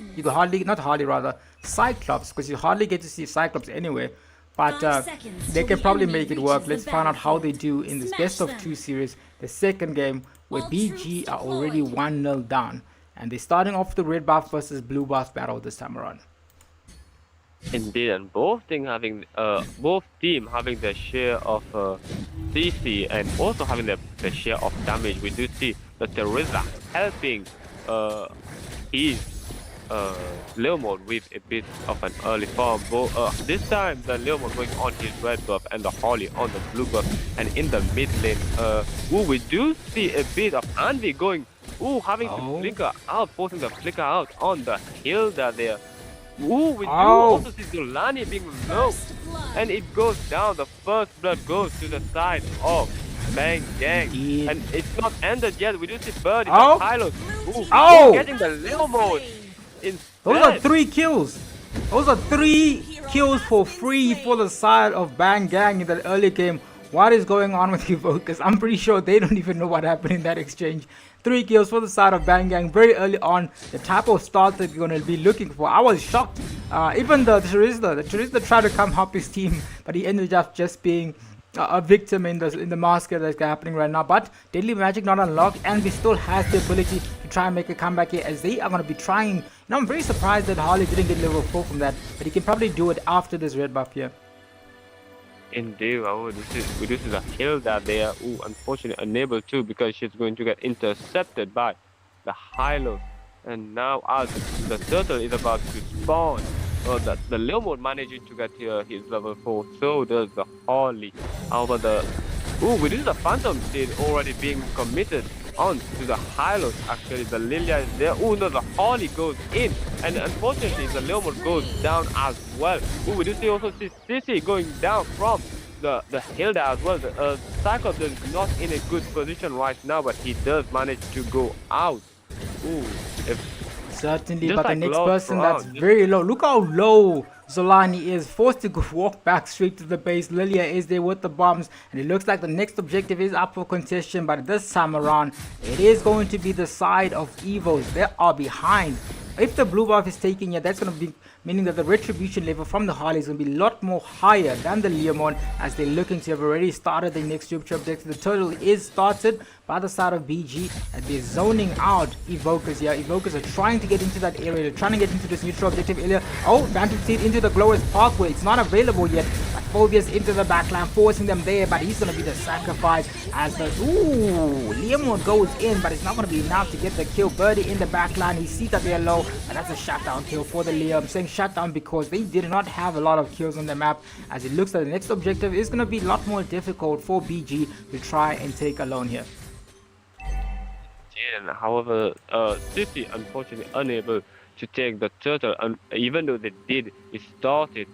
Seems like Team Evokers will really want this this 3-pointer today, considering last time they only got 1 point.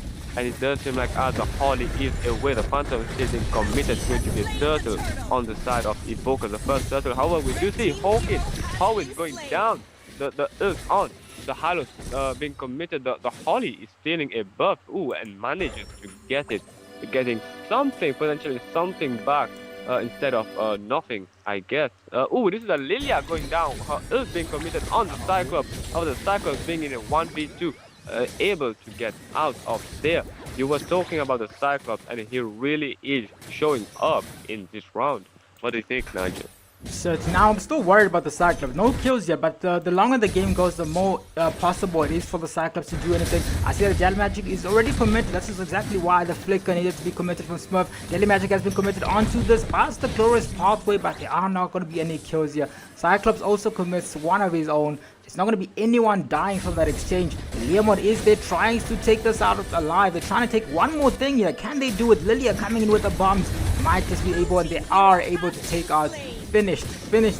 He's gone. He's dead. And the next retribution battle is going to be in the next 60 seconds. But Harley is going to be able to take down his blue buff. Possibly turn his attention back to the top lane. We are seeing Phobius goes in. Ooh, that's a kill onto the Helios. And that was a very good engage from this. Anvi gets a double kill. He might just be able to get a triple kill as he's still going in. Flicker committed by the... Ooh, that's very, very low. And the Granger commits that and secures the kill for Evokers. Harley's waiting for someone to make a mistake. And looks like it's going to be Zolani. Zolani just... Oh, no chance to respond there. Gets taken out. But they do manage to take down a top lane turret. Very good game so far. Once again, both these teams evenly matched. It's all about the late game, all about who keeps up the pressure in order to try and end the game. Good game from Evokers, but an even better game from the side of Bangang, who are behind. Phantom Steed committed by the Leomord. He tries to go in here, but they are too full health before he could go in here. Good game so far, Fractured. Indeed, good game. We do see, we have already seen a turret being gone, and as the second turtle has spawned. This is the both teams fighting, actually poking at each other, not fully committing yet. Actually, they do, with the Hylos going down in as the turtle is still alive. Now it's a 4-5. This is a Phantom. Ooh, the Holly getting a kill. However, he goes down as well from the Hilda. Okay, and then we do see the team of Evokers getting the turtle without the jungler, and it seems like they will get it as both junglers are gone. This is the Lilia in a bad position herself. She's trying to go away. However, the Cyclops is there to respond. The Hilda running in to protect the lane. Ooh, no, she does.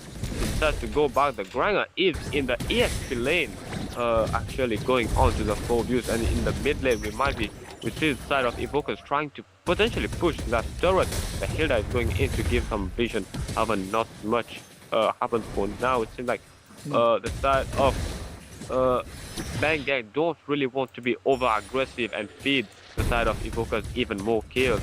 A Skypesser on the Granger right now. However, he has no stacks. He is trying to get one, I think, from the Phobius, but the Phobius is just trying his best to defend his lane. However, I don't think he can manage to. However, on the other side here, we do see the Hylos being on low HP. However, the Teresa, the Holly chasing that Hilda, unable to get him, unfortunately, and it is going to be another turret on for the side of Evokers because the Phobius is unfortunately unable to make it.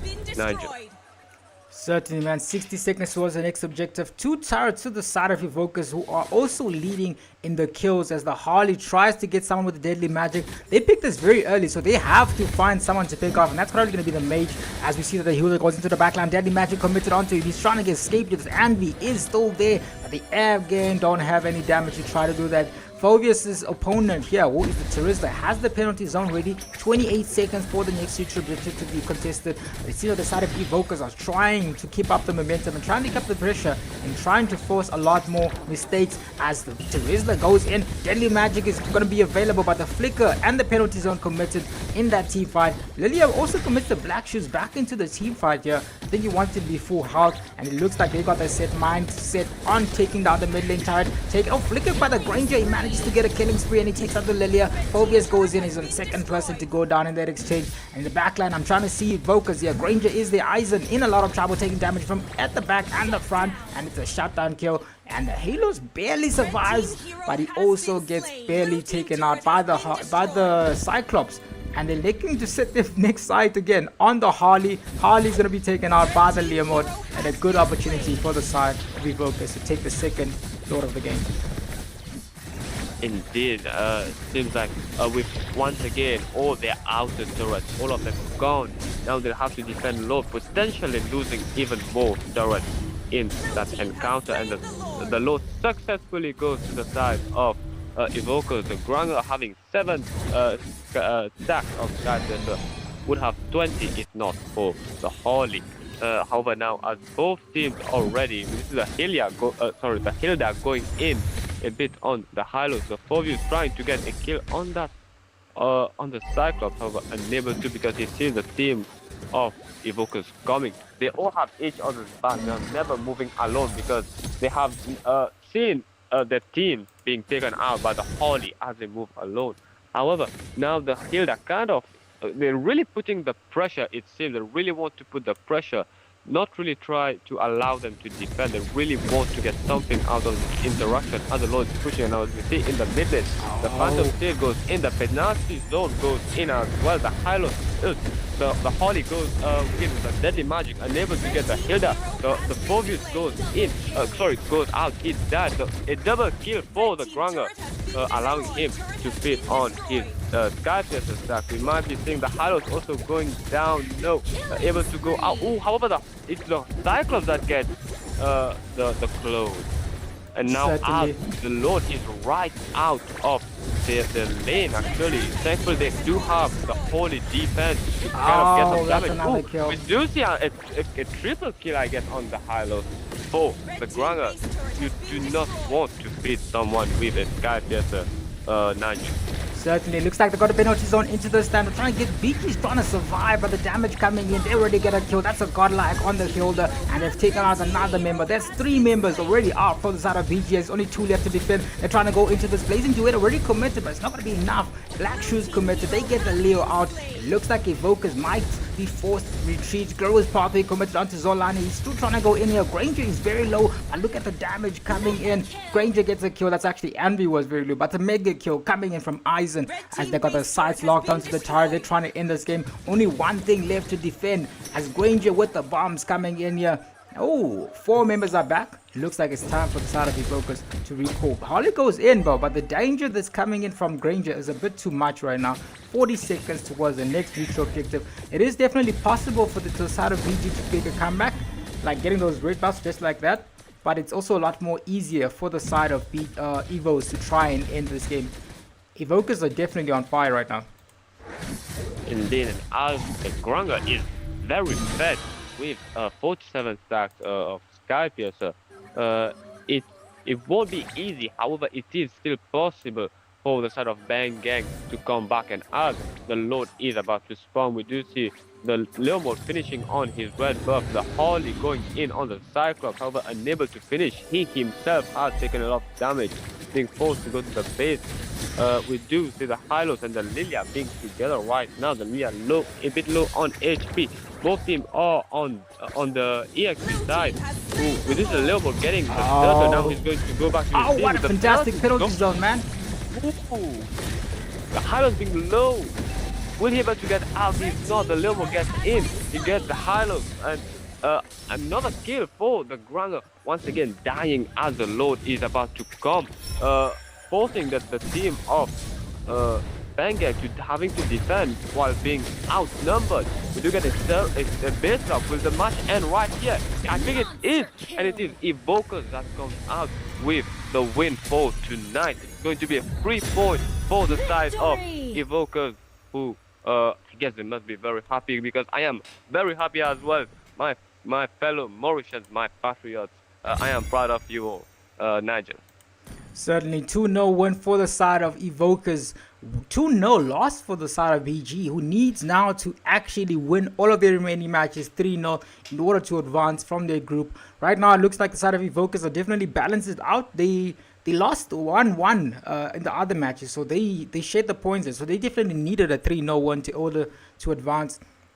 This brings us to the second game of the evening, final game of the evening. Another Madagascar team is going to be coming here up against another South African team that is going to be Bottled Water versus Gascom Esports. So stay tuned for those games. In the meantime, you guys can watch the replay. Hey, let us know in the meantime, who do you think is going to win this game? Who's going to win the second game between Gascom versus Bottled Water? We haven't seen that in a stream yet. We haven't seen this, but we definitely, it is a good game for the side of Evokers. We're going to be happy with this trade. Back to the drawing board for the side of VG, as they still have a lot more games to play. But so far, we're going to take a break. Thank you guys for joining us. See you soon. Wow, the Grog getting decimated there after the ultimate wore off. We do see the Lapu Lapu, oh, not Lapu Lapu. The Leo going full on ult mode top lane side. We do see the shield for top lane getting eviscerated.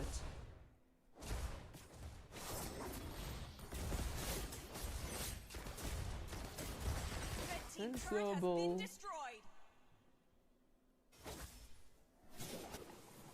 Ladies and gentlemen, we have reached 91 subscribers. Just 9 more to the big 100. Thank you so much for liking and subscribing to the stream. We are seeing, oh, just a suffocating performance by Dozen Dimes here. Wait, oh wow, 3-man ult by Marcel there. We are seeing the Chang'e ultimate just in time. What is this? What a perfect ultimate. A perfect engage by Marcel and Chang'e. That is another triple kill. Is that a maniac? No, it is not, but it might be if they keep going for this. Yuzong is going in.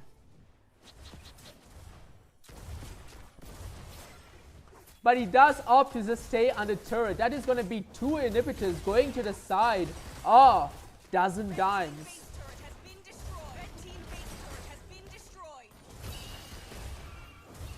What a performance by this Marcel so far. We do see the Granger going in for a legendary kill. The Granger does get caught out there. That's a double kill. That's going to be a triple kill. And that's a savage. No, that's not a savage. That is 2 maniacs in 1 game by Ainoob. Take a bow. The Chang'e stealing out that savage. And unless there's going to be a twist in this game, that is going to be game for Dozen Dimes. If they stop freezing themselves. Oh, what a game. What a performance by Marcel, by Granger, by the whole team of Dozen Dimes.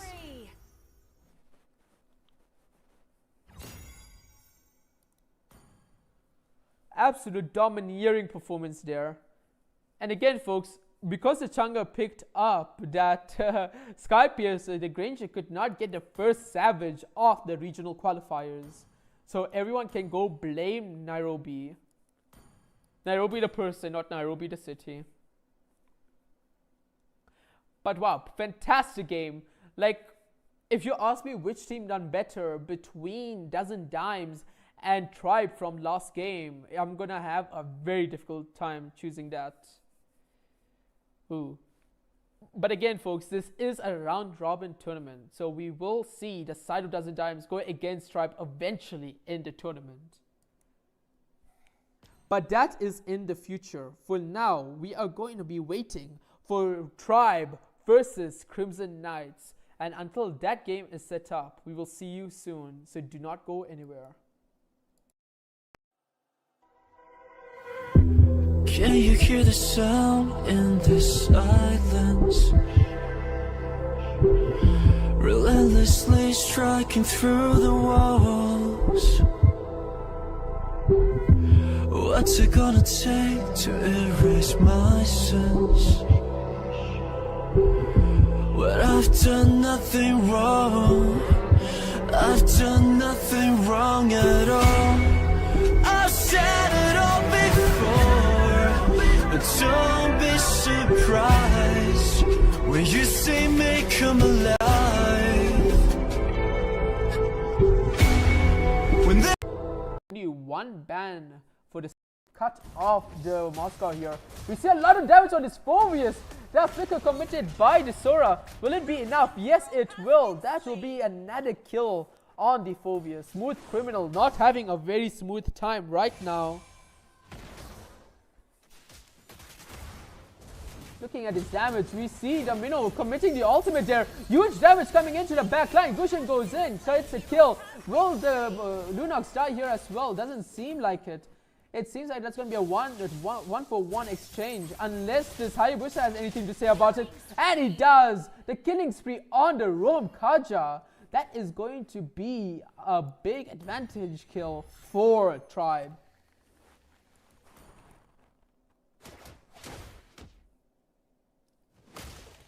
This is a very back and forth game right now. You love to see it. A lot of damage being dealt to this Murta right now. The Lunox commits the ultimate, and that's a killing spree on the Lunox. That is huge for the side of Tribe right now, especially looking at how low the Moscow is bot lane already.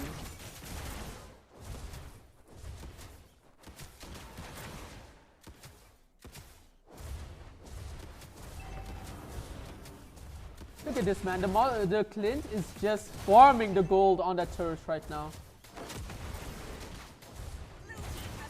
And that is Turtle going to the side. And Moscow very low right now. He's barely able to make it out alive.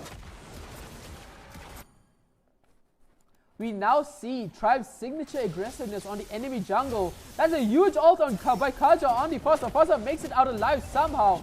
We see a huge engage here. Gushin goes in, gets a kill on the back line there. And we are seeing a full-on engage, mega kill by the Lunox. But is that going to be enough? Sora goes in. Huge damage coming in on the Phobius. Phobius dies yet again, but this time to the Forcer.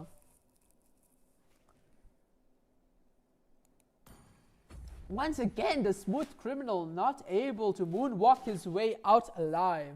I apologize for that statement. I'm going to report myself for that. We are seeing Meme King. I will say Meme King is doing quite well right now. He is 1-1-3. He's doing way better than I expected for someone who's laning against a Clint.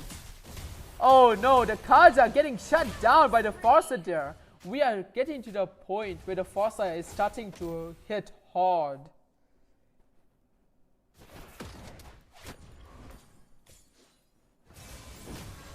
Oh, ultimate getting secured already because Gushin is right there. That's a huge shutdown by the Gushin. Ladies and gentlemen, welcome back to tonight's stream rather, as we're going into the final game of the evening where we're about to start Bottled Water with the first pick, and they've chosen Walls, and we're about to start straight into this game. Are you guys ready to see the votes are in right now? Gascom's fans, are you there to support your team, or are you there to support Bottle of Water? Yeah, we are starting this game off, and we are in the draft. Let's go into this. We're seeing Super Light with the first ban for his team. Tsuki, do you know these teams? Are you familiar with them?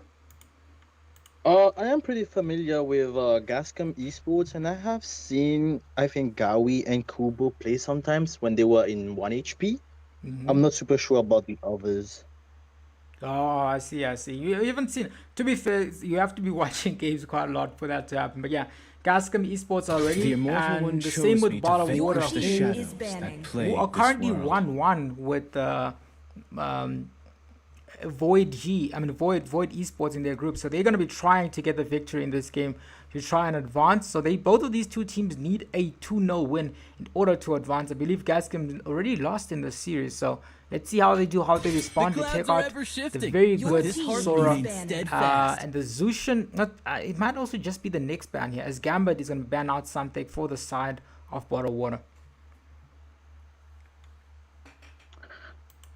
Yeah, I have to say that Shiro and Zlana have went up against them a couple of times in ranked, and I think I've went up against them in the tournament before.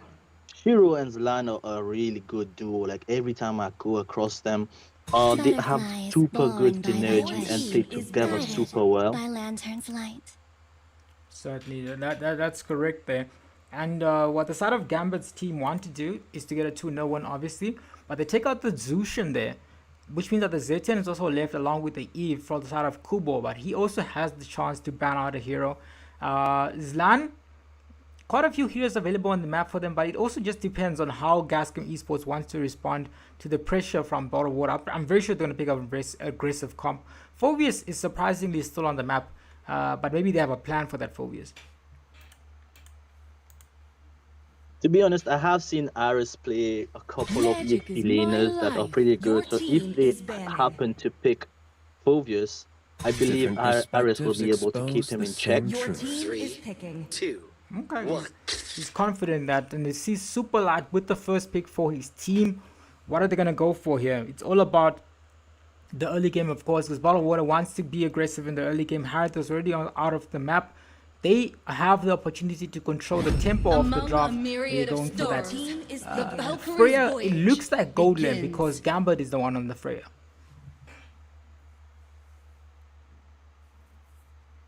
I have seen Shiro play a I am couple not of the only one Sicilian bound games. by I these don't know if he has chains. played him a lot in the tournament, but if he goes Sicilian, I would be hyped. I love to see him play his Sicilian. Oh, and as you can see, Aris plays the Phobius. Among He the knows what he's planes doing on his exists EXP your lane. equilibrium, which I was made for. Certainly, and in this game, it looks like both of these teams they've thought about it. They take the Eve away, and they also take the Phobius away, which is something that the side of Bottled Water himself like to go quite often. So it is a good opportunity for Bottled Water to be put out of their comfort zone to try and make something happen here. But they pick up the Grok on Mob, and Super Light has the next pick again. Are they going to swap out an XP laner is the question, or are they going to respond directly to the Phobius? You play XP, what would you go? Would you go for that, Ismet? is the Your beginning team of Oh, another. against Phobius, I would probably go Mencitor. Last time I went Phobius against, I think we played against Madagascar. Yeah, we played against Madagascar. I went up against the Mencitor. It was hell. Mencitor counters him, I think. Certainly, man. Crowned Let's find by out, but they do heaven's respond with the mandate, carry. your Carry is team always a legacy good pick. shall endure. I'm liking the type of picks that's coming out from the side of Gascom Esports. But again, it's all about execution. Blank next ban is coming out here. They don't have a jungler yet for the side of Gascom, and they take out the Bucks here. They think that Bucks here was going to be picked up here. Not really. Zlan mostly plays assassins, from what I have seen. Baksha, yeah, well, he is a pretty good jungler in this meta, especially against Esme and Freya. He would have been super good, but Zlan mostly goes for assassins, so I don't know about the Baksha ban. Certainly, I mean, it is still an opportunity for them to try. And yeah, Zan doesn't really go for the tank jungles, but listen, what a better chance to pick up I don't know, something new than in the tournament, right? Maybe that's what they'll be practicing. But Faster comes out from the side, so that means that there are those 3 mage bans from the side of Gascom Esports. 3 mage bans. Yeah, Kubo Valor is and pretty good royalty on in the a dead mid. body. Every time I've seen him play his mage, he has been dominating. Whether it's a mage to support or burst mage, he's always dominating. Certainly, as SpongeBob needs to be making a resurgence. I'm not sure. I mean, the last team also played Cyclops. I don't get it, but I guess if people understand Cyclops a lot better than me, I just don't like it. But it does work in some instances if you're allowed to farm up a bit to get a bit more gold, and maybe you're gonna start melting people in the late game, and you're able to spam your skills. But Zlan goes straight for that joy very early because it does give the opportunity for the side of Kubo's team to respond. But I think they're also trying to take up because they don't know what jungle Blank is gonna go, so they probably going for the joy because of that. Certainly. For me especially, I think that Cyclops is a pretty good pick because if he happens to farm pretty well, he can melt that Esmeralda, Freya, and Grok. 3 tanky heroes, he can melt them super easily. Especially with a Phobius on his side, he can be tanking the damage while while Cyclops deals the damage behind him. Certainly. Ooh, ISS comes out from the Kruger. There is that really nice Paramus from Kruger. So that they have a comp that is semi-aggressive. Phobius is not on the map for their teams, but they do have the farmers to try and save out whoever's picked up. They're still persisting with that Cyclops. They really want to play it. Cyclops is actually pretty good against tanks. But I think he will be picked out pretty easily when YSS uses his ult. And even the Faramis can pull him to whether Esmeralda or YSS. The Faramis can do a pretty good job. Certainly, man. And we are seeing that they're still deciding whether or not they want to lock this hero. They decided for the Hilda? Fight for the ultimate Okay, answer. I mean, I understand. Actually, now that I think about it, where was Cyclops gonna go? Because they already have a mage. It didn't click in my head. Because I think they were just having a bit of fun on their side. Yeah. Yeah, but Hilda though, she is very annoying in this meta, considering that most people like to play assassins on jungle, even YSS. She can be very annoying in the jungle in the early game. Certainly, which means that we're going to get an aggressive comp coming in from both teams. Bottle Water have that position to try and defend this. They don't have a marksman to be ganked, but they do have a lot less damage. But I understand why they have the YSS. When the YSS is there, that's when you start to pick up. Maybe from the mid to late game, they'll be involved in a lot more team fights. So both teams have a good draft here, but I don't know, which draft do you prefer, Tsuki, based on these two teams right now? To be honest, I have to favor the Bottle of Water draft, because Freya on Golin is just something different. Like, if it is played correct, they will dominate the whole game. We have seen other teams playing the Freya on Golin, for example. We've seen Super Shady play it. They have dominated every single game. Just one correct play and one correct farm in the early game, they will be dominating the whole game. Certainly, and it's already started right now as we see that the early game engages is here. Both teams already starting off. Superlight already making that early game rotation, giving he's actually starting that red buff. I'm not sure if the Joy realized that as he try to go down here. He's still farming quite a bit, but then Phobius is committed. He's realized that actually my dance partners, which Superlight cancelled that the red buff protection because again wasn't enough time to go there, but it looks like YSS is going to be in the top lane. Hilda already goes and forcing a flicker from Kubo. It looks like Supermob is in trouble, but he's going to be safe for now. The red buff wasn't taken by the side of Bottle Water, but they might be able to take some creeps down here in this lane as you see the two members from the side of Bottle Water very low. Look at the damage coming in from the side of both teams right now. It's going to be an early game skirmish. This person is very low. Chuck gets deleted from this. He's going to be the first blood. In the meantime, Joy is also trying to get a returns on his own, taking some farm away from the side of Bottle Water, as it looks like again another top lane fight, but also another bottom lane fight. But it looks like it's a struggle for Julian's team, not Julian, how do you call it, Zlan's team, to get some farm. He's not level 4 yet, so he doesn't have the electrifying beats. Tough game for the side of the Joy to give. Yeah, Joy is a very, very dominant hero. Now that she has her level 4, even without the red buff, Zlan is doing a pretty good job just farming and over again. Even without the red buff, she has her level 4, and we can see that Esmeralda has to run from the damage of Joy. She has so much damage. Certainly, man, and it looks like when the invade coming here on the blue buff area, they already noticed that the Joy has already uses electrifying beast. They take his blue buff down. It looks like the side of Gascom Esports in a lot of trouble right now. He does manage to take the red buff here, so they are going to attempt to try and take out this objective. Maybe in a steal position. They definitely can't start it because they don't have the lead for that. The best they can do is maybe try to farm up a bit more. Maybe try to get the carry onto the Trinity in the late game. Phobius is in some battle in the top lane, trying to take Superlight out, but just the battle of the healing, that exchange as Joy goes in again with the damage. He does have the electrifying beat. Is the damage there? Not so yet. As you see that the Kufra, why am I saying Kufra, man? There is no Kufra on the map. That is a Grok. As the next objective, Valkyries is then committed into the backline. They're trying to go in. Retribution is going to be taken away from this. Eve comes in with the ultimate. Nothing comes out of it. Mountain Shocker also committed by the YSS. They go, oh, map. Oh, the Grok all just pulled a great hover.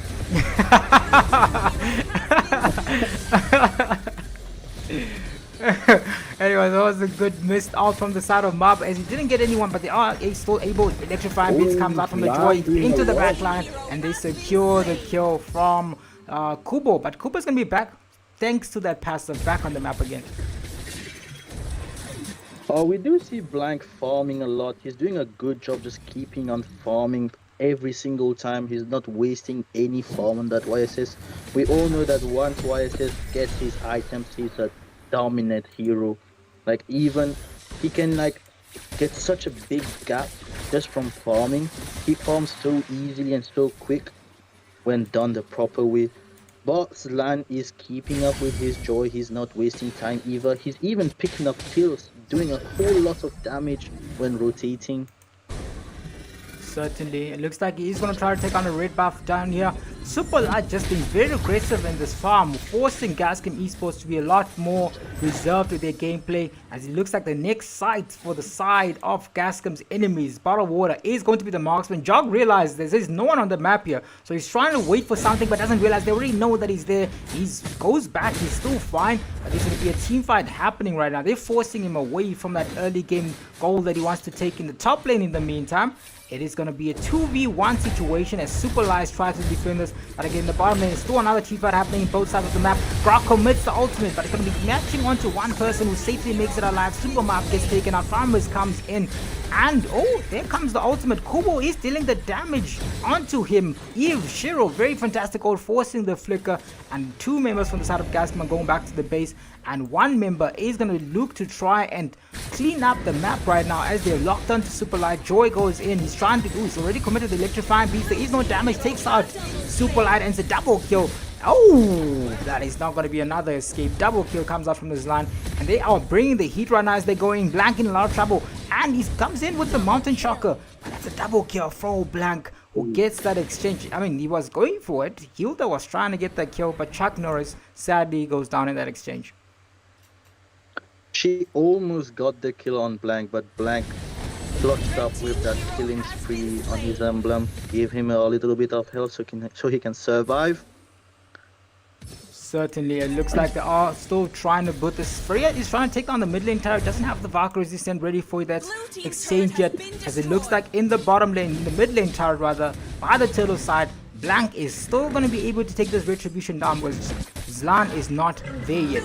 But it looks like he does have his eyes set on someone. There's going to be a team fight happening in the mid lane turret. Eve has the real manipulation. Grog goes in with the fantastic implosion on that exchange, and is trying to get something out of this exchange here. That's going to be a mount on the Eve, who goes down, and it looks like the next person to go down is going to be Chuck Norris once again going down. The Tectonic Charge from the Grok was a very good engage tool there. Mountain Shocker was also ready for that, so they were able to at least take down a few people. Carry in a lot of trouble. I'm not sure if you realize that using the vision of those creeps to try and review exactly where they are. He's still trying to protect his lane here, but it looks like it's going to be a tough defense as Jog is being eyed as Freya wants to take the tower down. Yeah, as I said, Freya on the goal lane when played properly. But as you can see here, she has been dominating the early game, rotating to mid lane, helping in the team fight, dealing a whole lot of damage, and Carrie does not have the same mobility as Freya to move as fast. But she is farming and she will shine in the late game. What I am surprised though is that somehow Zlan is far ahead of Blank in the jungle. Like, Blank has been invading and taking his buffs, but still Zlan has been able to keep up. Certainly, that's the power of the rotation from this team right now. As it looks like another team fight is going to happen at the blue buff area here. They're trying to force out the retribution because they realize the next objective is up. But it looks like he might still survive with this. He's trying not to use it, but he is actually forced to use it. He's level 11 right now. Blank is only level 10. As the next objective is spawning, it does look like the side of Bottled Water might just wait for the Lord, but let's see. There's only a few seconds to make that decision, as we still see another team fight happening in the top lane as Esme in the back line against the Phobias. More members of the side of Gascom Esports have showed up. They're trying to go engage. Shooter goes in. Chuck Norris in a lot of trouble. He's the only one in that exchange. Gets pulled into this existence and gets taken out just as the same. As decided, the decision from the side of Bottled Water was to go for the Lord instead. In the meantime, looks like Zlan wants to put a bit of pressure in the bottom lane. Indeed, Zlan has realized that trying to get those two objectives might be very risky.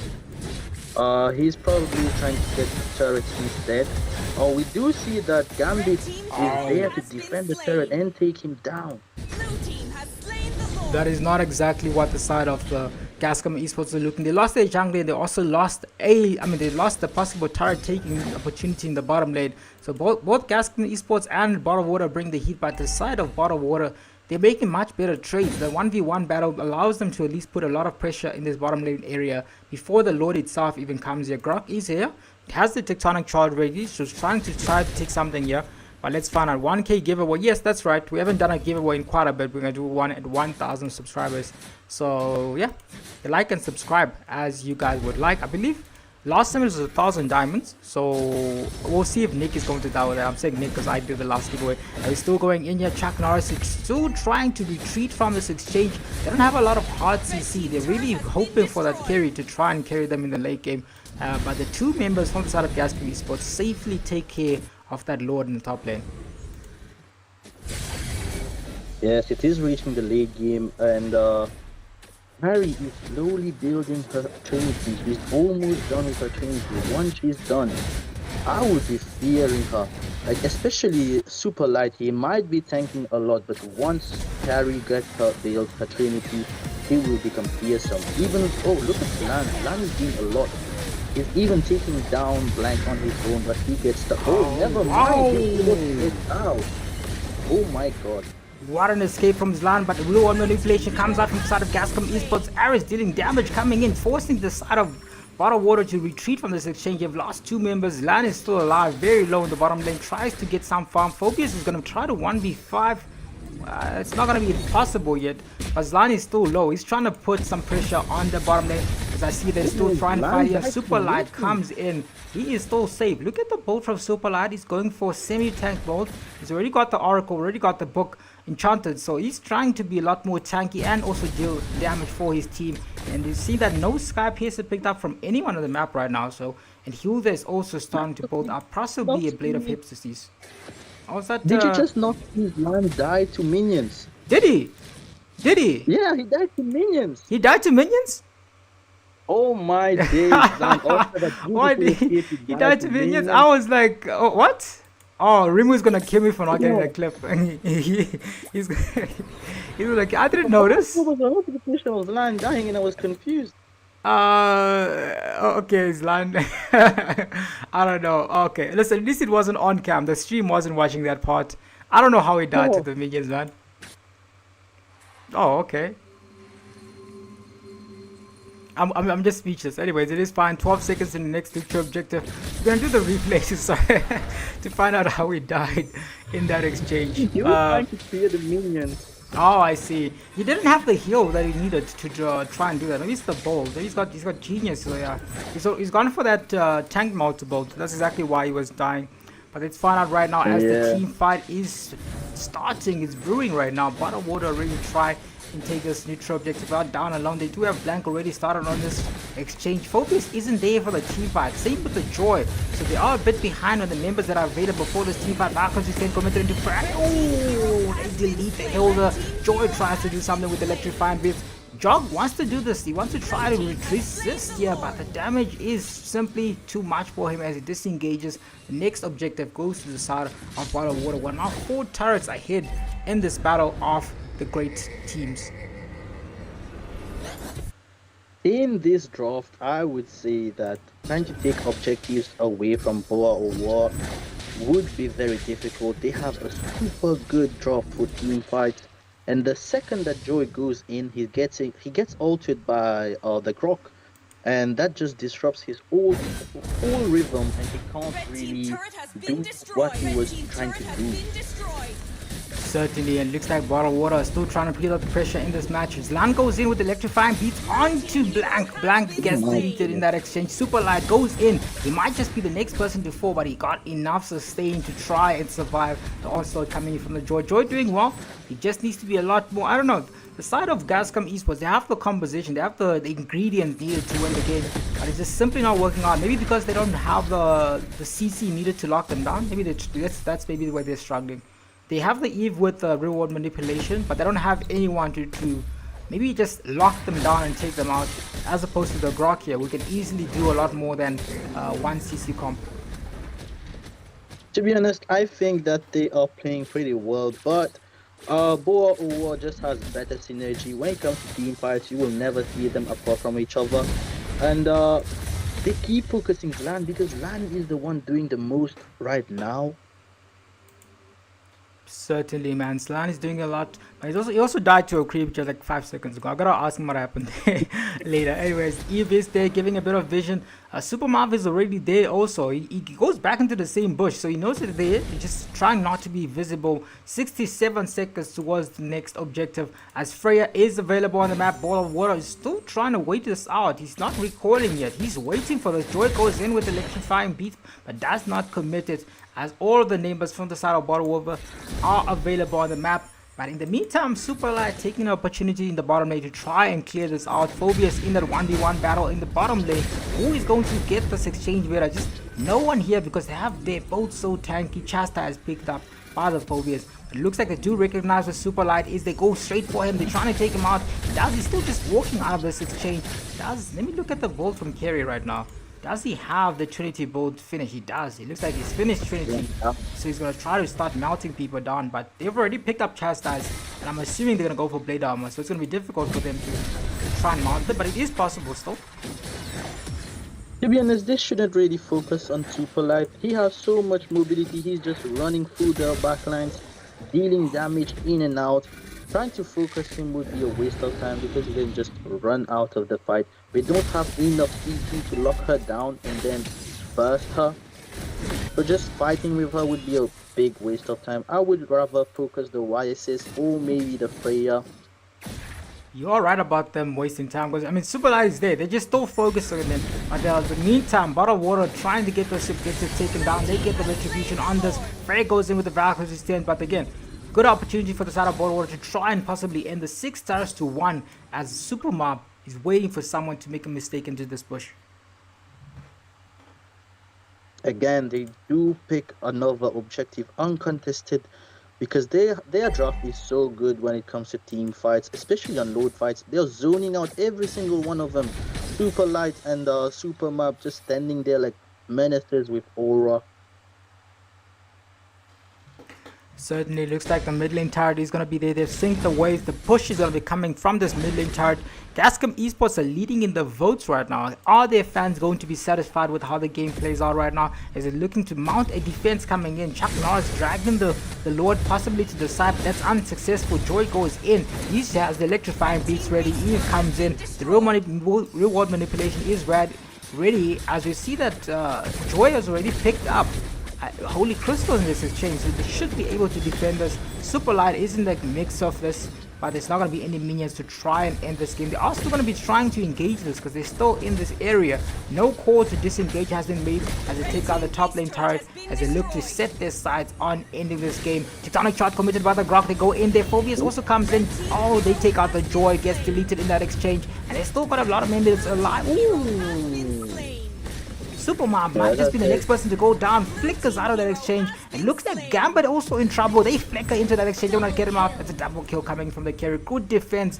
Overextension from the side of Bottle Water. As it looked like they are back in the game. Gascom Esports are still trying to make something happen here. So 2 kills and a great defense. But Superlight still unkillable at the moment. Yeah, there is a pattern in the Boah or was play style. They are focusing the Joy. If I was carry, I would focus and try to benefit off of that, which she did in that team fight. When they were focusing on the Joy, he was behind dealing massive damage and they were not able to escape. Certainly, it is time for the carry to start mounting. Already has the red buff, but Superlight still sustains out of that exchange as the next objective spawns in the next 40 seconds. It is important for people not to start dying right now. It's going to be an 18-minute load though. It's going to be 18-minute objective as Superlight is going to be the only person trying to protect that lane. Hilda is still in the backline on Supermob. Aris is moving away. He's already picked up his immortality right now. So both teams are aware that if you die, you possibly might lose the game. It's only 1 turret for the side of Gascom, despite the kills being nearly identical. So the turrets are where it's at from the side of Bottle Water right now. It's just becoming a team fight difference, to be honest. Their team fight's just lacking in the side of Gascom Esports. As you can see, they are always together. Look at Gambit just sitting in the bush waiting for the perfect moment, while Map disrupts their whole formation. Certainly super light in the top lane as the team fight is brewing in the bottom lane here, but he has simply decided to come back and start fighting with his team. Gambit is available, Titanic Chart is in hand, Fireman's commits to be out earlier than expected. Blue mode manipulation comes in, they go in, Titanic Chart onto a few members from the side of Gascom Esports. They delete one, and it looks like they might just be in trouble for the side of Bottle Water. It's a double kill for the Freya, and it's a double kill for the Kyrie, and it looks like they are going to be trying to mount this. Where's Mirada? He's going around the map. Bottle Water have just lost 4 members in that exchange. In this case, it is still fine because Farmers already comes back on the map, but it looks like the sights has been set by the side of Gascom Esports of the mid lane turret as Kubo's trying to defend. The Super Light is trying to keep the pressure in that lane. I think he's going to heal himself into existence as he still goes. The Flicker committed, the Godlike comes out from the carry. It looks like Gascom Esports is going to try to end this game, or they're going to go for the Lord Super Light in the 2v1 situation. He's pushing them there though, he's keeping them there. They are unable to mount him, and it is a good opportunity for the side of Gascom Esports to go for the Lord in this best of 2 series, which is only at 1 match right now. What are your thoughts so far, Tsuki? Yo, this is a heated match. Now that it's come to late game, carries are online and doing a whole lot of damage. Whenever there's a team fight, you will see that carry will sit at the back dealing most damage. Look at Super Light just getting melted, and she just went just going through past the load and she got melted. Look at what is gonna yo. That carry is online. I wouldn't mess with her. She knows what she's doing. Certainly, and they're still bringing the pressure into this exchange, and it looks like they're all going for Super Light next. Super Mob in trouble. Carry has melted down the jungler, and they've already gotten the Lord. And in that exchange, they actually only managed to get 1 tower, but there's still going to be a team fight happening in the mid lane here. Electrifying Beats comes out, but Freya is going to be the next target for this team as Super Mob is trying to protect his team here. Super Light is available to try and protect this mid lane tower, but it looks like the side of Gascom Esports are going to be able to take that down. Joy is not there available for the team fight here, but Carry is going to be the person dealing the damage for the team as they've set their sights on the mid lane tower here. The side of Gascom Esports will bring in the pressure here. They have turned this game around. Real manipulation comes in by the Eve, and it looks like Kubo might be in trouble. Tectonic charge onto a few members from the side of Gascom Esports, but that's going to be enough. Gascom gets a legendary coming in from their side, and they're still doing in. Electrifying Beats into the backline. They take out Gambit, and they're still putting the pressure in. Gascom Esports are trying to end this game. Double kill coming from Zan, triple kill coming from Zan, and they end this game in an epic comeback. Gascom Esports has done it. Victory! Jesus, bro. Zlan and Carry, they just carried the whole team in the late game. I mean, Zlan was doing the most in the early game, and then once it hit late game, Carry was just untouchable. I am out of breath, but I'm also shocked. Listen, it wasn't a great game from the side of Gascom, but I guess their only plan in this entire game was just wait for the carry to get online. That's the only comp they had here. They had no other choice, obviously, because the Bottle of Water is such a good early game. They had a pretty good early game in that game. Super Light was unkillable, but as soon as, if you look at the KDA right now, Carry didn't die a single time, which means that he did get the opportunity to farm up a lot more items, and he was just simply unstoppable as the game went further and further and further into this exchange. Good game for the side of Gascom Esports as we're moving into game 2. How is the side of Bottled Water going to respond is what we want to find out in the next game. Well, so yeah, that's the game. Best of 1. This is a must-win game for the side of Bottled Water, who already split points by the last game. They split points with Void. So this is a tough group. So if the team gets the only thing that can actually happen right now is another 1-1, where both teams are going to be sharing points. But Gascom's Esports definitely need a 3-0 win for them to possibly try and advance. The same thing with Bottled Water. They also don't have the points. But let's find out how this game goes in the second game. Good game from both teams. The map that's been chosen by the side of Gascom is going to be Cloud once again. So they want to get in those team fights as quick as possible. Let's find out how this game goes in this best of 2 game. But let's find out how it goes. Why am I not in lobby? Let me see. Nigel, where did the lobby go? I don't know. I'll redo the lobby, guys. Don't worry. You know, this is also funny. Is this the right light? No, there's another light on my profile. That's the wrong light. Anyways, guys, I'm making the lobby once again. It did reset. I'm assuming the aura from the last game was just simply too much. Kai, what are your thoughts on the last game? That was pretty epic. You know, the Kerry didn't die once that game. You could really Yeah, see how Gascom If was I just may trying to slow the ask, game down until which Kerry got all me her items. do And you once see at Kerry this came very online, moment? there was nothing Perhaps holding you her enjoy back. She just both melted everyone company? down. She even managed to get the Lord in the team fight. certainly, man. They were And waiting for as much.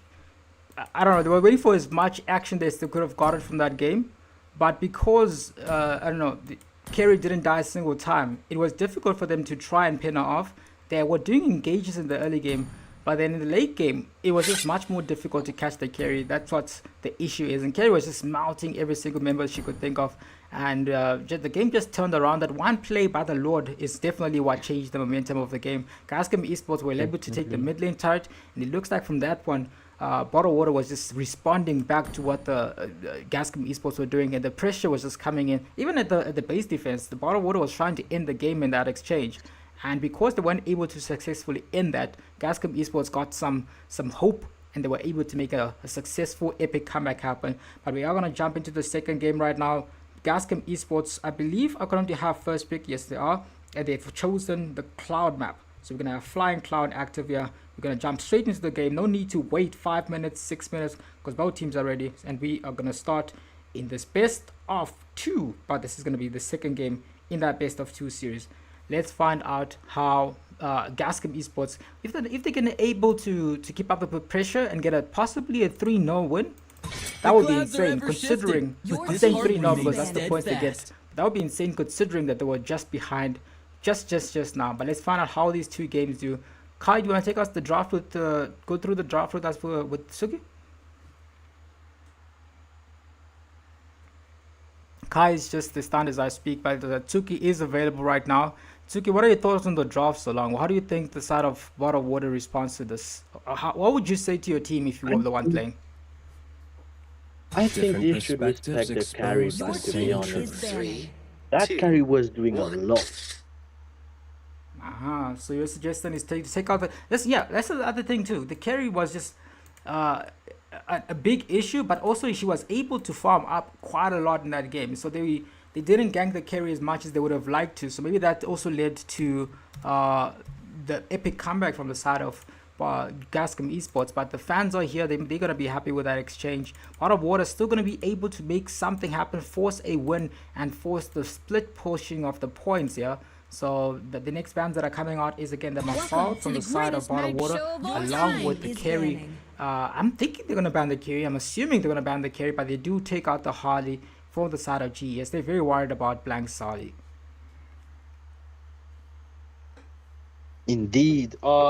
I would say that last game they did try to gank the carry, but the carry knew exactly how to play safe. He had absolute map awareness. He knew every time that when people were not visible on the map to not go in the turret too leniently, because he knew that they could gank him easily.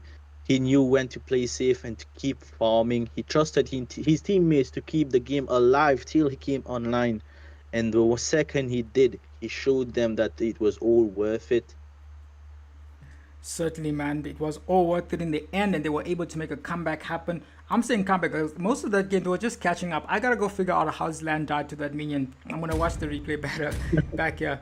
But yeah, good game from the side of Jog. He's deciding what to ban out. Similar sort of bans coming in from the side of this, but they take out the Phobius this time around. The last game they took it away, and this time they're banning it out.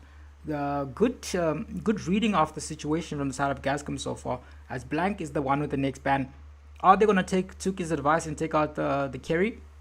Or are they going to go focus for something a lot more focusing on Zlan, maybe in the jungle position? I see Zetian is still open at the map here, so they take out the carry. They take it out immediately.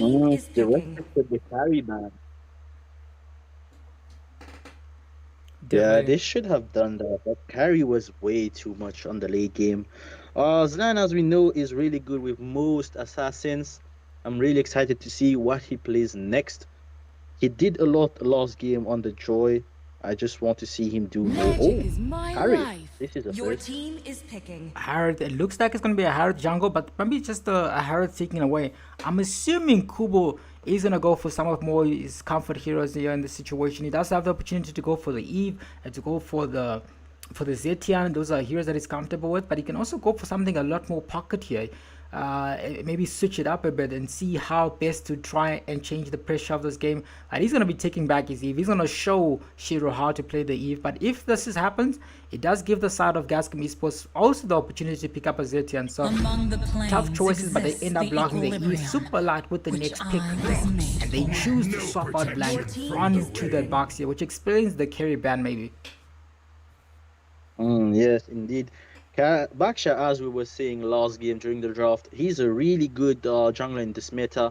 Not a lot of people pick him, very underrated, but when played correctly, Baksha is really, really good. We see Josh picking up the Freya and even Kalia, which are both really dependent on heals, and Baksha really counters them, to be honest. Definitely, man. And Kalia pick coming out. Freya, I mean, this is a good...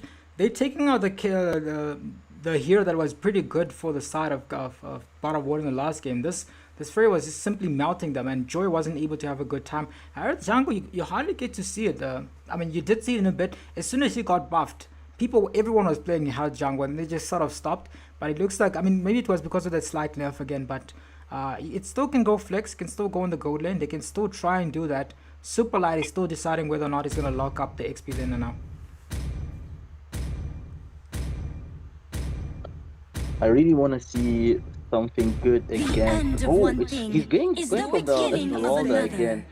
I have to say that Esmeralda was doing a lot last game. She was very unkillable. She was moving everywhere.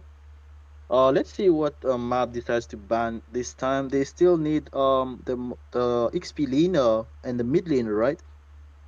I do want to see what they pick. Definitely, man. Super map with the next ban coming in from his team, as it looks like Boah Water are deciding what to go for to ban out next.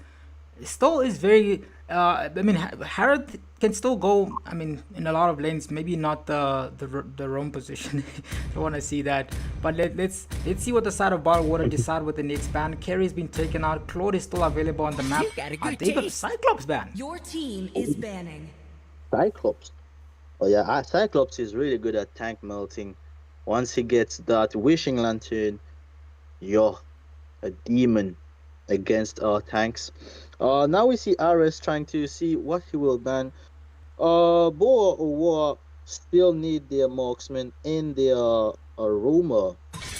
Oh, 1-1. Interesting. Yeah, 1-1 being taken out from the side of Gascom Esports, and it looks like they're gonna try Gambit with the next ban for his team here. Gascom Esports are the ones that are in a comfortable lead. It is their game to lose, but they are basically hoping that the game goes to the late game again and they can start being active. But let's find out how Gambit responds to that. The pressure, yeah, Granger is still available, but they take out the Valor. Understandable Valor ban, because Valor is just going to push them back. If Boxy wants to engage, they're going to push him back. But Sheer with the next ban, they already know exactly where Boxy is going to go. So it is only maybe targeting the... What's your command? Your team is... I don't think Fanny would have been played here. I don't think so. Yeah. I mean, Gambit, I think I get the idea. I think Gambit is not...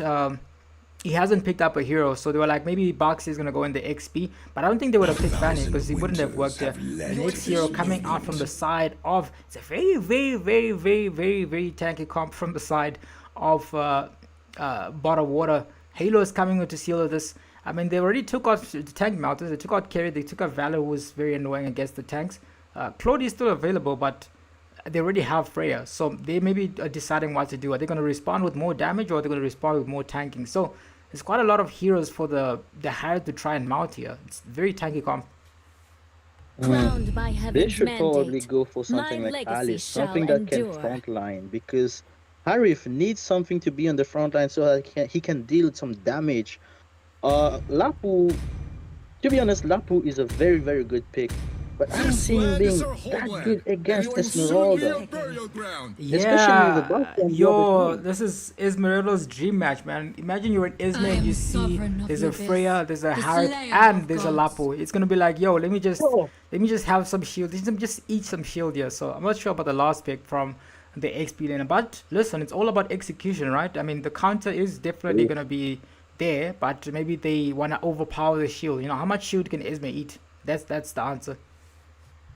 Esmeralda will be having a field day.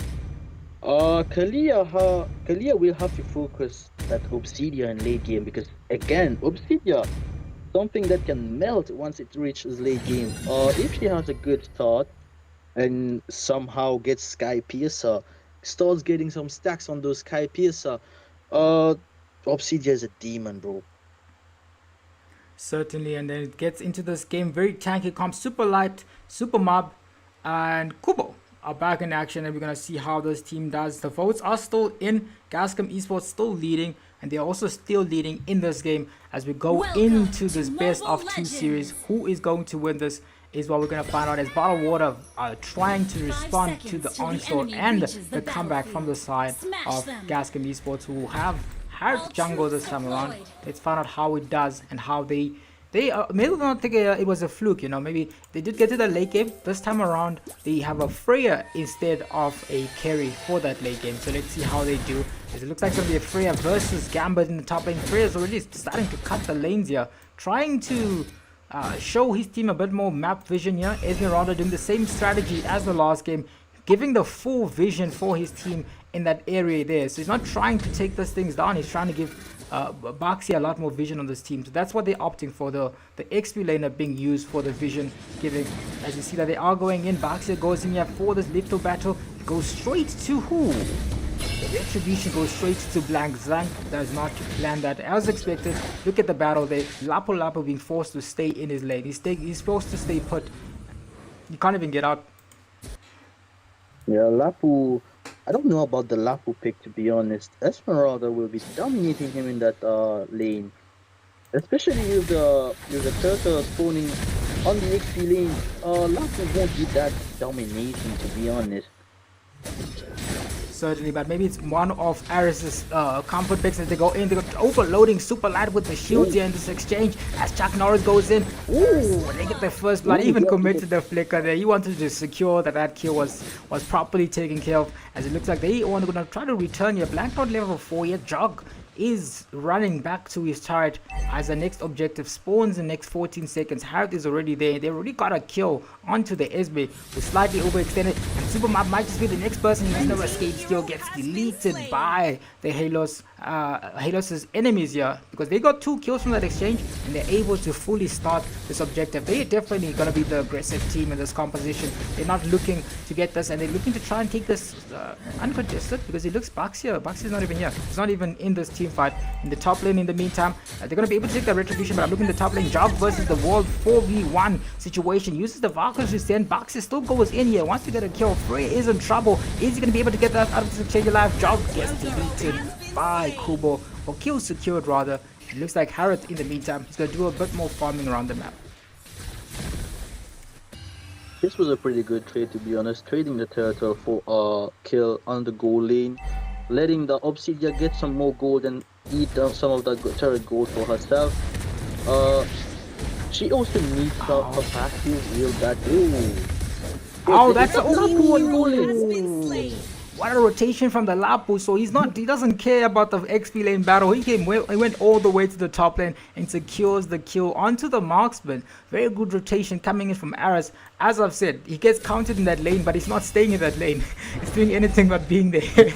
So he's doing a pretty good job. As the Freya is going to be trying to get a lot more gold, as he's very good tanky. Roma is trying to keep them away, but Obsidian locks into this. He's locked onto the targets. They take out Chuck Norris. They're going to be able to get a double kill, as Jog is the second person to get out of this. As we look at Harith is available, trying to take Kubo. Flickers out of that exchange. Glorious pathway committed into the real world manipulation. He's still damaged, still coming in here. Zetian already commits the ultimate, but it looks like Zlan is going to be forced to disengage as Super Light is ready to play. But it's not going to be nothing happening yet, as the Obsidia in the meantime cracking that turret, tracking the. Oh, as I say that, the Tsunami Slam onto him. But he's going to be able to dash out of that exchange, but Slam secures the kill for his team. Super Mob in trouble. Valkyries descend into him, and they get the second kill. And they're going to be able to at least try to take this lane here. Esme is clearing the lanes, but Lapu is not interested in this battle. He's in the top lane. They're going to be able to take down another turret. Yeah, Lapu knew exactly what he was doing with that Lapu pick. He's not interested in that Esmeralda at all. He's doing everything he can to support Lan and kill their jungler and Obsidia. He's focusing that Obsidia a lot, I see. Yeah, I was saying that it's a very good game for the Esme, right? But she's not able to rotate to the team fight. So it's a very good game for the shields, but she's not there. Maybe as the game progresses and there's a lot more team fights, she'll be able to capitalize on that. But I'm seeing a team fight here. Arrows in a 2v3 situation as they're still fighting here. They're getting the damage coming in clear. Glorious pathway by the Halos. Esme goes into the backline onto Shiro. Shiro ults into that. Eve also real manipulation. They're able to get a kill on that Kalia. 4 members for the side of Water moving together finally as a unit as the game progresses into the later stages of the game. 5 minutes in, 5 kills and 4 kills. Very aggressive start from both teams as they look to set their sights onto the mid lane turret. No one available to protect it, so they're going to be able to secure this turret for the side of Water, who at least returned the favor in terms of kills and pressure. They're back into this game now. While they were brawling on the mid lane, I see that that Chug was able to take down the top turret and move some of turrets down. Now they seem to be going for Super Light. Super light indeed, but they might be able to pull him back.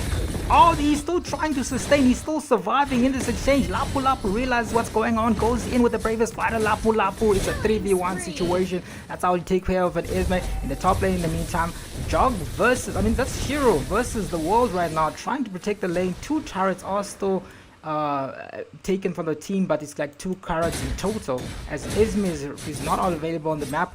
And it looks like going to be able to take down a Blank. Finally gets some of his farm right now. He wants to go back in. But in the meantime, it's a 2v1 situation in the bottom lane.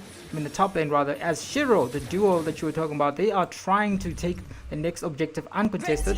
As Lapu Lapu has secured the second turret for his team.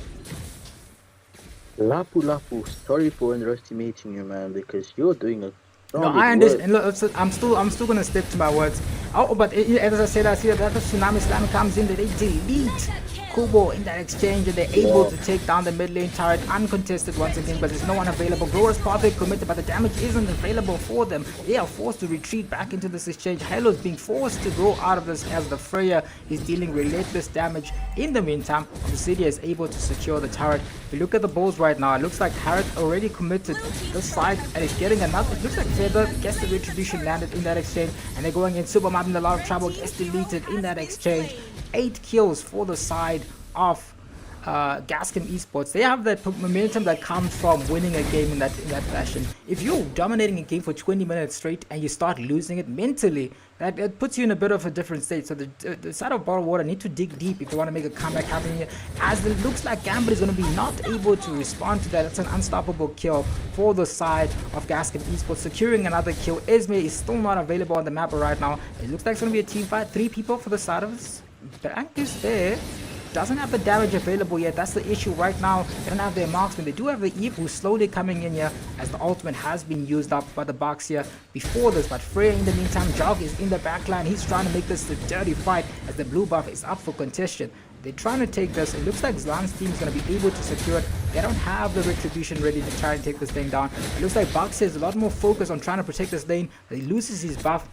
I believe there was a flicker from Kubo. Oh, Valkyries we send into the backline. Growers pop it into that exchange. They get a kill onto the Eve, who gets taken out. Oracle has been picked up from the Esme. A lot more tanky, but Gascom Esports are still going in. Lapu Lapu into the backline. Killing spree for their team. Monster kill for the Lapu Lapu. Gascom Esports are looking to make this a 2-0 victory for their team. Yeah, I see that Gascom Esports have been locked in. They are playing together, playing very well, synergizing pretty well. Something that I have been wondering though, why does Obsidia have Flicker and not Purify? Because that Kalia has been focusing her a lot. I think the idea is that you're going to be able to flicker out of the engages. Who is Purify on this side? Let me just look. I mean, they do have, oh, they don't have Purify, but I get that. I think the idea was to flicker out before the Kalia gets something, but it's not. I think it's just, yeah, it's not working out in the meantime. And the next objective is up for contestation as Gascom Esports 1-0 up, dominating this game. And they're looking to try and end this game as it looks like Shiro is circling down this area. Gascom Esports already in the Lord area here. Ball of Water focusing on trying to go in. The glorious pathway is being charged. He's ready to use it in this team fight. Blank is available. And then attention, turn into this. They're going to engage. Phoenix Fury defense already committed. Gallop doing the damage. Glorious pathway out of this team fight. They're trying to run away. Ooh, Blank forced to get out of the exchange. But in the meantime, there was a battle there for that Lord. But it goes straight to Aris, who he might be in trouble. Super Light is going to be able to escape here, but the Lord goes to the side of Gascom Esports, who are now fully in control of this game. 5-2. Esme is trying his best to try to defend this game. Zuri is waiting for that late game. I believe he's going for that gold. Let me see. Yeah, he's going for Trinity instead of Crit. So he's going to be trying to mount down these tanks for the side of this enemy team, but it's not working out. Oh, Lapu Lapu in the 1v1. The 1v1 battle we're talking about. Lapu Lapu being forced to go back, but it's not enough because in the meantime, they get a double. He did a kill on the box here in the top lane. Glorious Pathway was already committed, but not enough to take them out as they're looking to try and take out the Esme. Esme is the front line. Valkyries descending to the back line. They get a kill on that. Look at the damage coming in from both teams, but the double kill comes out from the Lapu Lapu, and that's a killing spree for Zlan as the pressure is on. Gascom Esports looking to make this game a 2-0 sweep over Bottled Water as he looks like to go in. The recalls are coming out from the Gascom Esports boys as they get one more member. Flicker committed by the Eve, and the recalls are still coming in. They're not trying to end this game. They are very excited. It's a 2-0 win for the side of Gascom Esports. GG, well played, Madagascar. What a victory, man. Victory! Bro, we were doubting that Lapu pick. Yo, this guy was doing a lot. I am still doubting the Lapu, even though he got. I'm still doubting it. It shouldn't work, but they made it work. Obviously, what a fantastic game from the side of Gascom Esports, winning this game 2-0. They get the full 3 points from this exchange. Bottled Water back to the drawing board as they're looking to review this game and try to get better results in the next match. Good game. Gascom Esports, they dug deep. They brought the pressure. There was simply no time for the side of Bottled Water to respond to the pressure. Gascom Esports, what an upset. I'm saying upset because they were very much behind in the previous game. People even came to come watch and support their team. Yeah, so it's 2-0 to the side of Gascom Esports, who are moving to the, not moving to the next stage, moving to the next game. They still have to face more opponents in their group, but they get 3 points from this exchange. GG well played. From us, Tsuki, do you want to say something? Yeah, I'm seeing a lot of support coming in from the side of Gascom Esports. They're here to support their team, and their support played off because they were able to make a victory happen for this exchange. So let's find out from Tsuki. What are your thoughts on the game before we close out for the night?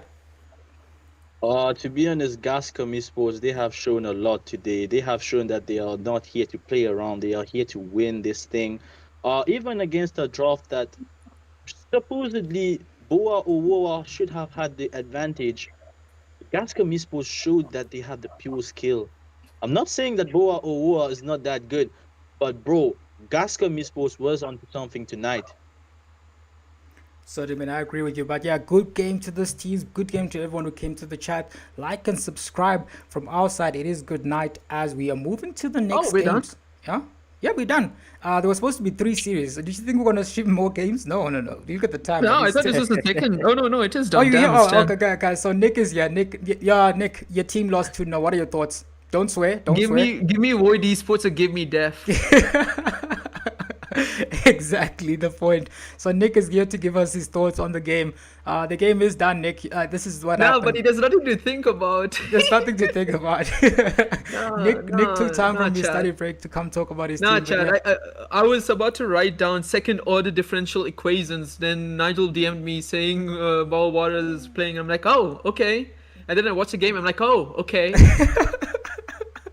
Yeah, man, good game to the side of Bottled Water. They do still have an opportunity to make a comeback happen in their group. They can still get a 3-0 win and possibly qualify through that manner, but they absolutely need to beat the next opponent in that group. They need to beat them 2-0, but they need to beat them 2-0 very, very quickly in order to advance. Because, I mean, one of the games here was around 20 minutes and the other one was 10 minutes, so they can possibly qualify through time difference. Let me just double check here. Gascom Esports, the other team that is left is Hunters. So they have to beat Hunters in under 20 minutes to try and balance out the group. But it gives Gascom Esports actually 6 points in this group. If you look at it right now, Void Esports and Bottled Water, they are sharing 1 point. That's how the bracket looks, Nick. 6 points to Gascom, 1 point to Void, and 1 point to Bottled Water. Gascom Esports are practically qualified right now. Listen, yeah, Gascom Esports are basically qualified. Right now, Boah are needing Gascom to do them a favor and somehow beat Void Esports. If that happens, that second spot is up for grabs between both Void and Boah. What a group, man. I'm very excited for this group. Definitely an exciting group, Gascom Esports. But yeah, from our side, that is it. Hopefully you guys have a good evening. Remember, there is a ladies tournament coming up in this weekend. There's a few Mauritian, there's a few Madagascans, there's a few South African, there's a few Angolan ladies. 12 teams in total they're going to be playing. We're going to be announcing the teams that are going to be registered. So come up and support your teams then. But from our side, it is good night and have a good evening. Cheers from our side. Bye-bye.